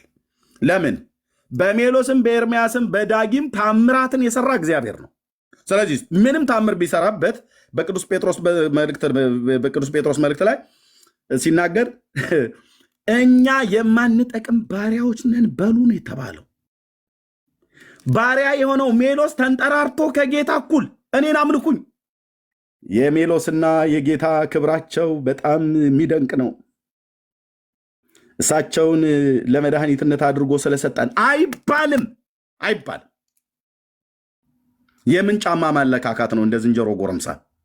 በቃ ቢፈተሽ በሜሎስ አገልግሎት ታምራት ተደርጓል። ሚሊዮን ትውልድ ድኖ ሊሆን ይችላል። ያንን ያደረገው የጸጋው ክብር ይመሰገን ዘንድ እንጂ ሜሎስ እንዲመሰገን አይደለም። ኖ እዚህ ቤት ኖ አልኩ። ኖባዲ አንድ ሰው የጸጋው ክብር ይመሰገን ዘንድ ይህንን አደረገ። በቃ እሱም ቆሞ ሜሎስ እኔ የማልጠቅም ባሪያ ነኝ ነው የሚለው። ጌታ ይህንን በእኔ አደረገ። ክብርና ባለጠግነት ሞገስና ኃይል ከዘላለም እስከ ዘላለም ለእግዚአብሔር ይሁን እንጂ ብሎ የሚለው ሸራርፋችሁ ለእኔ አምጡ ብሎ ካለ ሜሎስ ታሟል ማለት ነው። ጠበላን ወስደው እንጸልይለታለን፣ እንመክረዋለን። በቃ እሱ ትናንትና የት እንደነበረ ያውቃል። ከአመድ ከትቢያ አንስቶ በእጆቹ መለኮታዊ ታምራትን ቢያደርግ እንደ ጴጥሮስ ሐዋርያው ልክ በእጆቹ ታምራት ሲደረግ እኮ ጴጥሮስ ወደ ጌታ ነው እኮ የጠቆማቸው። አባቶቻችን እንደዛ ነው ያደርጉት። የአብርሃም የይስሐቅ የያዕቆብ አምላክ ሊፈታው ቆርጦ ሳለ በጲላጦስ ፊት የካዳችሁት ብላቴናው ኢየሱስ ይህንን ሽባ ጤና ሰጠው አላቸው። ወደ እሱ ግር ብለው ሲመጡበት ማለት ወደ ጴጥሮስ። ኦኬ እዚህ ጋር ድርድር ጴጥሮስ ዳጊ ኤርሚያስ በል። ኦኬ ሽባ ሰው አስነሳበት ጌታ። ወደ ማጠቆመ ወደ እሱ ግር ብለው ሲመጡ የሰለሞን ደጅ መመላለሻ ብለው በሚሏት እንዴ የአብርሃም የይስሐቅ የያዕቆብ አምላክ እኮ አላቸው። ሊፈታው ቆርጦ ሳለ በጲላጦስ ፊት የካዳችሁት ብላቴናው ኢየሱስ ይህንን ሽባ አከበረው፣ ጤናም ሰጠው። ወደ እርሱ የመጡትን እየተደነቁ የሰለሞን ደጅ መመላለሻ ብለው በሚሏት ጴጥሮስና ዮሐንስ ወደ እግዚአብሔር መለሷቸው። እኛ ለቀቅ እሱን ጠበቃ አይነት ብለው ማለት ነው። ይችኑ መንገድ ነው ሜሎስ መከታል ያለበት። ጴጥሮስ እንዳደረገ ጌታ በእጆቹ እውር አብርቶበት ከሆነ ግር ብለው ሜሎስ የኛ አንበሳ የኛ ምነ ተጽዕኖ ፈጣሪ ምናምርት ኖ ይህንን ያደረገው እግዚአብሔር ነው ብሎ እንደ ጴጥሮስ ወደ ኢየሱስ ይጠቁማል። ዳጊ የዲዳ ጆሮ ተከፈተ፣ ምላሱ ተፈታ። በእሱ አገልግሎት እንደዛ ሆነ። ምላችሁ ያው እንግዲህ እኔና እግዚአብሔር ብሎ ካለ ተረጋጋ። ተማሪ ዳጊ ይባላል። ተረጋጋ። ወዴት ነው ጠጋ ጠጋ ብለህ የምትለው? እዚህ ይኸውልህ ጌታና ባሪያ የተለየበት ቤት ነው። ጌታና ባሪያ የተለየበት ቤት ነው። አገልጋይና ተገልጋይ የተለየበት ቤት ነው። የወንጌላውያኑ አማኞች። ስለዚህ የዲዳ ምላሱ ቢዘምር ታምራትን ቢያደርግ ወደ ዳጊ ዓለም ሁሉ ተገልብጦ ቢመጣ ስልኩም ቢያጨናንቀው ናንዳ አገልግለን በዛ ወጥቶ በዚህ ገብቶ ብሎ ቢል ዳጊ ማድረግ ያለበት ልክ እንደ ጴጥሮስ እንደነ ሜሎስ ወደ እግዚአብሔር ሰውን ወደ እግዚአብሔር መመለስ ያለበት። በኤርምያስ ስብከተ ወንጌል ብዙዎች ቢድኑ ያው እኔ እኮ ማለት እንግዲህ አንድ የመጽሐፉን ከተረተርኩት እንደኔ አይነት ሰባኪ ያለ እንዴ ብዬ ጉራዬን ልቸርችር አልችልም። ስለዚህ ሚሊዮን ትውልድ ወደ እግዚአብሔር መንግስት ቢጨምር በኤርምያስ በኩል እና ይህንን ያደረገው ኤርምያስ እኮ ሲሰብክ ሰው ሁሉ ይድናል ብሎ ቢል ማን ነው አዳኙ? ኤርምያስ ያድናል? ኖ ብራዘር፣ የቱ ጋ ነው? ማን ራሱን እንኳን ያላዳነ ሰውዬ እንዴት ነው የሚያድነው? ስለዚህ ኤርምያስም ወደ ማን የሚጠቆመው? ወደ እግዚአብሔር።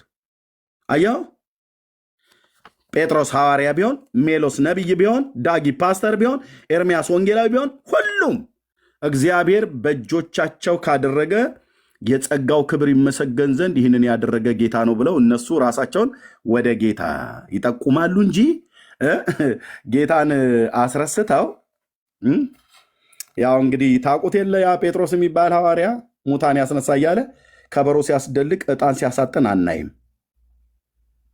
ሜሎስም በዘመኑ ከበሮ እያስደለቀ ዕጣን የሚያሳጥን ምናምን ነገር ብፁዕ ወቅዱስ እየተባለ ስም አስረዝሞ እንደዛ ሊያደርግ አይችልም። ልክ ነው፣ ብፁዕ ነው በክርስቶስ ኢየሱስ በማመኑ። ልክ ነው፣ ቅዱስ ነው በክርስቶስ ኢየሱስ በማመኑ ተቀድሷል። ብፅዕናው ክርስቶስ ነው፣ ቅድስናው ክርስቶስ ነው፣ ጥበቡ ክርስቶስ ነው፣ ጽድቁ ክርስቶስ ነው። የጴጥሮስም የሜሎስም የዳጊም የኤርምያስም ማለት ነው። እዚህ እኛ ጋር ይሄ ነው ብራዘርዬ። እናንተ ጋር ገንስ ያው መጽሐፍቶቻችሁ የሚያወሩት እኛ ከምንለው ውጭ ነው። ይሄ እግዚአብሔርን ነው የሚያከብረው። ቅድም ግን ምንድን ነው ያለው? እዚህ ሳነብልህ የዘርአ ብሩክን ስሙን የጠራ መቃብሩ ላይ የተሳሳመ የተሰላለመ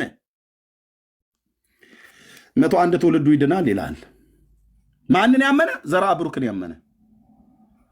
የዘርአ ብሩክ አምላክ እግዚአብሔርን ያመነ አይልም። ዘርአ ብሩክን ራሱ ያመነ መቃብሩ ላይ የሄዶ የለመነ በስሙ መጽሐፍ የጻፈ ይህን መጽሐፍ ያነበበ የደጎሰ ማለት በሱቲ ወይ በቆዳም ሊሆን ይችላል። የመደጎስ ማለት መለበድ ምናምን ነገር መሸፈን፣ የደጎሰ ያስደጎሰ 101 ትውልዱ ይድናል መንግስተ ሰማያት ይገባል ይላል። ስለዚህ ይህ መጽሐፍ በእግዚአብሔር እንድትታመን ነው የሚያደርግህ አይደለም። ታዲያ ከእግዚአብሔር ላይ ዓይንህን ነቅለህ በክርስቶስ እንድትታመን። እዚህስ ግን ቢሆን ጴጥሮስ የሚሆን ሜሎስ፣ ዳጊ የሚሆን ኤርምያስ፣ ሌላ ፓስተሩ የሚሆን ነብዩ እግዚአብሔር በእጆቹ ተአምራት ካደረገ ማን እንዲመሰገነው ማድረግ ያለበት? እግዚአብሔርን። ለዚህ ነው እኛ ጋር ጌታና ባሪያ አገልጋይና ተገልጋይ የተለየበት ነው። ጌታ አንድ ጌታ ነው ያለው። አንዱ ጌታ የሁሉ ጌታ ነው። እዚህ ብዙ ጌቶች የሉንም ብራዘርዬ። ረጅም ዘመን ለምን ቸርችን አያገለግልም? ቅዱስ ጴጥሮስ ሐዋርያው አገልግሏል። ደግሞ በጎቼን አደራ ጠብቅ የተባለ ሐዋርያ ነው። አውቄ ነው ከሱ የጀመርኩት። በቃ አይመለክም አምልኩኝ ብሎ አላለም። ስሜን የጠራ ስሜን የተጠራራ በስሜ መጽሐፍ የጻፈ ያጠጣ የጠጣ ብሎ አላለም። አላለም። ሜሎስ መቶ ቸርቾችን በየቦታው ወንጌል ስብከት ዞሮ ቢሰብክ በሚሊዮን ትውልድ ወደ እግዚአብሔር መንግስት ቢጨመር አናመልከውም። ወደ እሱም ጸሎትና ልመና አናቀርብም። ወደ ዳጊም ይሁን ወደ ማንም ወደ ጴጥሮስም አንጸልይም። ጸሎትና ምስጋና የሚቀርብለት በመዝሙር 65 ላይ በጽዮን ለሚኖረው ነው፣ ለእግዚአብሔር ነው።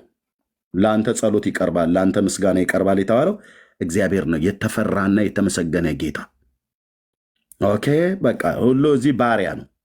ጴጥሮስ የሚባል ባሪያ፣ ሜሎስ የሚባል ባሪያ፣ ዳጊ የሚባል ባሪያ፣ ኤርሚያስ የሚባል ባሪያ፣ ቢንያም የሚባል ባሪያ፣ ካህኑ ጌርሳ የሚባል ባሪያ። በቃ ባሪያ ማለት ነው። ባሮቻቸው ለማን ነው የሚሰሩት? ለጌታቸው። በባሮቹ ላይ ተገልጦ ክብሩን የሚያሳይ ማዳኑን የሚያሳይ ማን ነው? ጌታ። እና ታምር ባደረገ ሰዓት ላይ ጌታውን ባሪያውም አብሮ አይታጠንለትም፣ ጌታውን ባሪያውም አብሮ አይዘመርለትም፣ ጌታውን ባሪያውም አብሮ አይደለቅለትም ማለት ነው። እዚህ ቤት ግልጽ ነው። ስለዚህ ያመጣኸው ዘማሪ ዳጊ እንደ ምሳሌ አድርገህ ያመጣኸው ኦኬ፣ ታምር ካደረገ በኋላ እሱን ቤተክርስቲያን ትጽፋለች። ሶሪ እና ዘላ ገድለ ዘማሪ ዳጊ ብላ ሙሉ ወንጌል አሳትማ ስትሸጥ ይታይ። ሀሳቡም አይመጣልንም እንኳን ልናደርገው ቀርቶ ሀሳቡ አይመጣላትም ራሱ ሙሉ ወንጌል ቤተክርስቲያን። ሀሳቡ አኳለ ሀሳቡ እንዲህ አይነት ሀሳብ ያመጣ ሰው ካለ ጋኔን ተጠናውቶታል እና እንጸልይለታለን ማለት ነው። ጂኒውን ከላዩ ላይ ልናባርርለት እንጸልይለታለን። ለምን? በዘማሪ ዳጊ ስም ገድል ጻፉ ብሎ ሊያሳስተን የወጣ ሐሳዊ ነው ማለት ነው። ሐሳዊ መሲህ ነው ማለት ነው። እዚህኛ ቤት አንድ ገድለኛ ነው ያለው። አንድ ገድለኛ አለ። አንድ ታምረኛ አለ። አንድ ድንቅ አድራጊ አለ። ያው ስሙ በቃ። ከዛስ ውጪ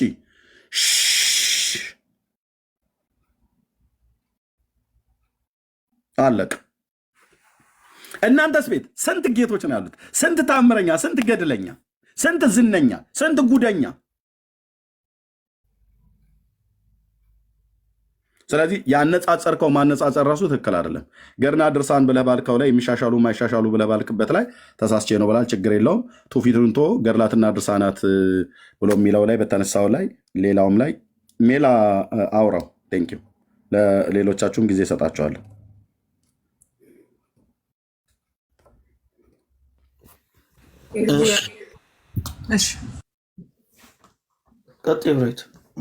አይ ምን ልበል የሚለው ስለ ተክለ ሃይማኖት ይጽፋል። ሚዩት አታደርጉት። አሁን ሚዩት አድርጌዋለሁ። የወንድም ዲያቆን ነው፣ ስሙ እንዲታወቅ አይፈልግም። መጻፍ ትችላለህ ወንድሜ። ተው፣ ዝም ብላችሁ ሚዩት አታድርጉ። የኛ ወገን ነው። ስሙ ማን ነው? ንገሪያቸውና እንዳይሉ። ምን ልበል የሚል ልጅ ነው። ሚዩት እንዳታረጉት። ብሎክም ሚዩት አረኩት አሁን ገብቼ እና ዝም ብሎ ቁጭ አላሳዘነኝ። ይጻፍ መናገር ስለማይችል ነው። ተው፣ ተባረክ። ሜላ ቀጥል። ቴንኪው። እሺ ሰላም ብያለሁ ወዳጄ፣ እንዴት ነህ?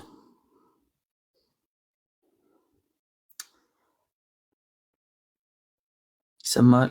ብህርህ ነው አስማማው። ብሔረ ያወራ እኮ ነው። እታች ኮሜንት ከምጽፍ ና ክፈትና ማይኩን አውራ። ይሄ ነው ወይ ሚዛናዊ ውይይታችሁ ይላል። ሰማንህ እኮ ሰማንህ። ከዛ እኔም ደግሞ ሰማ። ከዛ ደግሞ አውሩ። አሁን ማይኩን ክፈትና አውራ ነው ወንድማችን። ሚዩት አድርገዋል እያወራ ከሆነ። እኔ ነኝ እንደ ታዲያ ሚዩት አደረኩ። ክፈተዋ። እንዴት ነው? ክፈቱለት። አይ ማይኩ ላይ ሂድና ታች አንሚዩት የሚል 52 ሰከንድ ይላል። አሁን ከፈታለህ። ኦኬ እኔ እኮ ሚዩት ስላረጋችሁኝ እኮ ነው እንጂ እንዴት መሰለህ፣ አንደኛ ያንተን ቨርዥን ያንተን ፐርስፔክቲቭ ነው የደበደብከው በሙሉ እንትን ያልከው። የጠየቀው ጥያቄ ላይ ከአንበሳና ከነብር ማን ነው ፈጣን ሲባል ቀጭኔ ረጅም ናት ተብሎ አይመለስም። ቀጭኔ ረጅም መሆኗ እናውቃለን። በቀጭኔ ላይ ነው አንተ አስተያየትን የሰጠው። ዋናው ሀሳብ ዋናው ነጥብ ድርጊቱን ፈጻሚው አንተም በምታምነው እኔም በማምነው አንድ እግዚአብሔር ነው ብለን እናምናለን። ድርጊቱን የፈጸመው።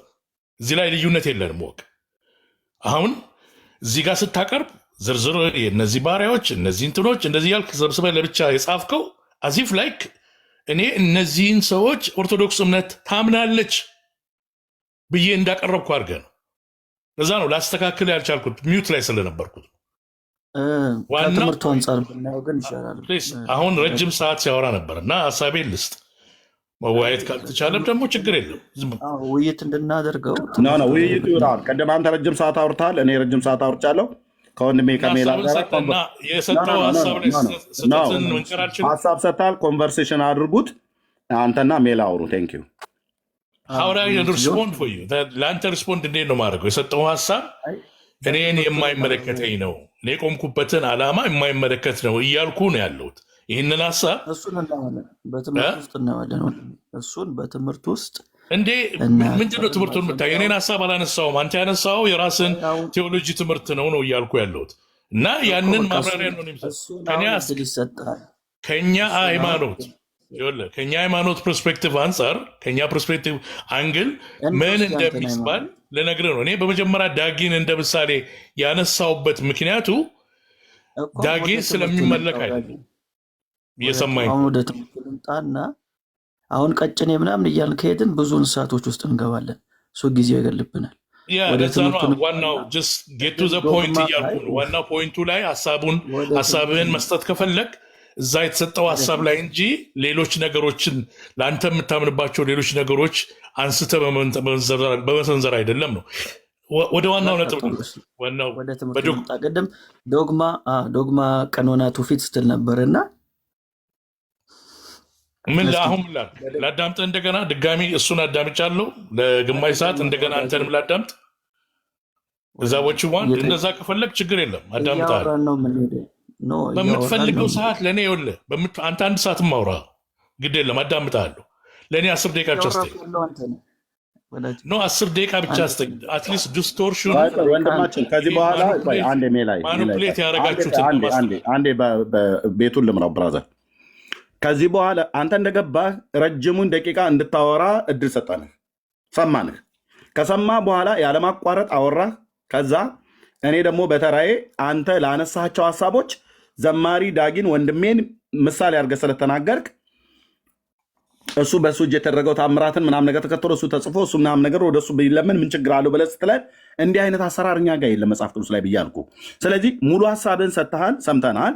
እኔም የሙሉ ሀሳቤን ሰጥቻለሁ፣ ሰምቻለሁ። ከዚህ በኋላ ኮንቨርሴሽን አድርጉት ከሜላ ጋር ማለት ነው።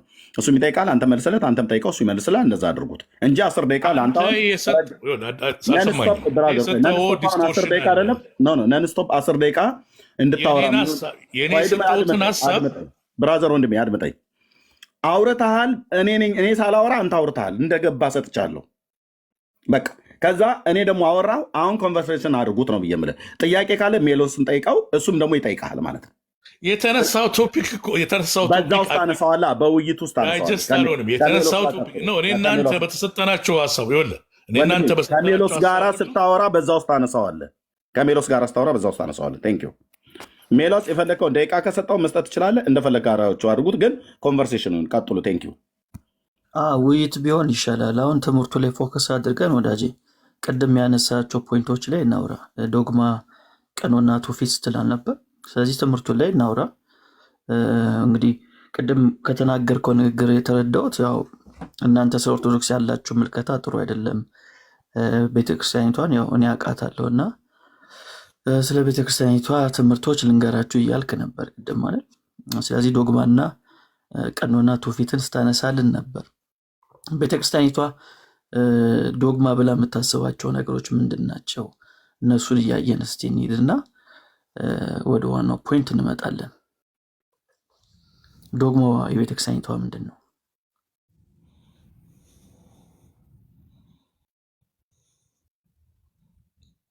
ጨረስክ? ኦኬ ከጨረስክ አሁንም ተመልሼ ሀሳብ ትዊስት ማኒፕሌት የተደረገ አለ። ሀሳቡ ቅድም የተነሳው ሀሳብ ልክ ወደ ቅድም ዋትሄድ ወዳጄ፣ አሁን ቅድም ላይ አይደለንም፣ አሁን ላይ ነው ያለ ነው። ስለዚህ ዶግማውን የምታውቅ ከሆነ ዶግማው ላይ እናውራ። እንጂ አሁንም ተመልሰን ወደዛ ስለዚህ አንተ የምትፈልገው አንተ ዲክቴክት በምታደርገው በፈለግከው ናሬቲቭ ውስጥ አንተ መስማት የምትፈልገውን እንድነግርህ ነው ማለት ነው። በተነሳው ነጥብ እዚህ አዳምጠኝ። እዚህ ሮም ውስጥ ያነሳው ፖይንት አለ። በዛ ፖይንት ላይ ነው ሀሳብ የምሰጠው እንጂ ስለ ሜትሮሎጂ አይደለም እያወራሁ ያለው፣ ስለ ፖለቲካ አይደለም እያወራሁ ያለሁት። ኢቨን ስለሌላ እምነት በሌላ በሃይማኖት ውስጥ ስለተጠቀሱ ሌሎች አይደለም እያወራሁ ያለሁት። እዚሁ በተነሱ ሀሳቦች ውስጥ ሀሳቤን እንዳልሰጥ ከልክለህ በዚህ በኩል ተነጋገር እንደምትፈልገው እዛው እንትን አድርገው እንደፈለግ። ይሄ ነው አየህ። በነፃ ሜዳ ላይ መነጋገር ብትችል ኖሮ በደንብ የሁሉንም ቦት ሳይድ ማዳመጥ ትችላለህ። ክህደትን የሚያክል ትምህርት በምታስተምሩበት ሰዓት ችግር የአንተ ፍላጎት ነው እኮ የአንተ እምነት ነው። አሁን ታወራለህ፣ በዚህ ጉዳይ ላይ ታወራለህ። ወዳጅ ራስህ በደንብ አውራው እዛ።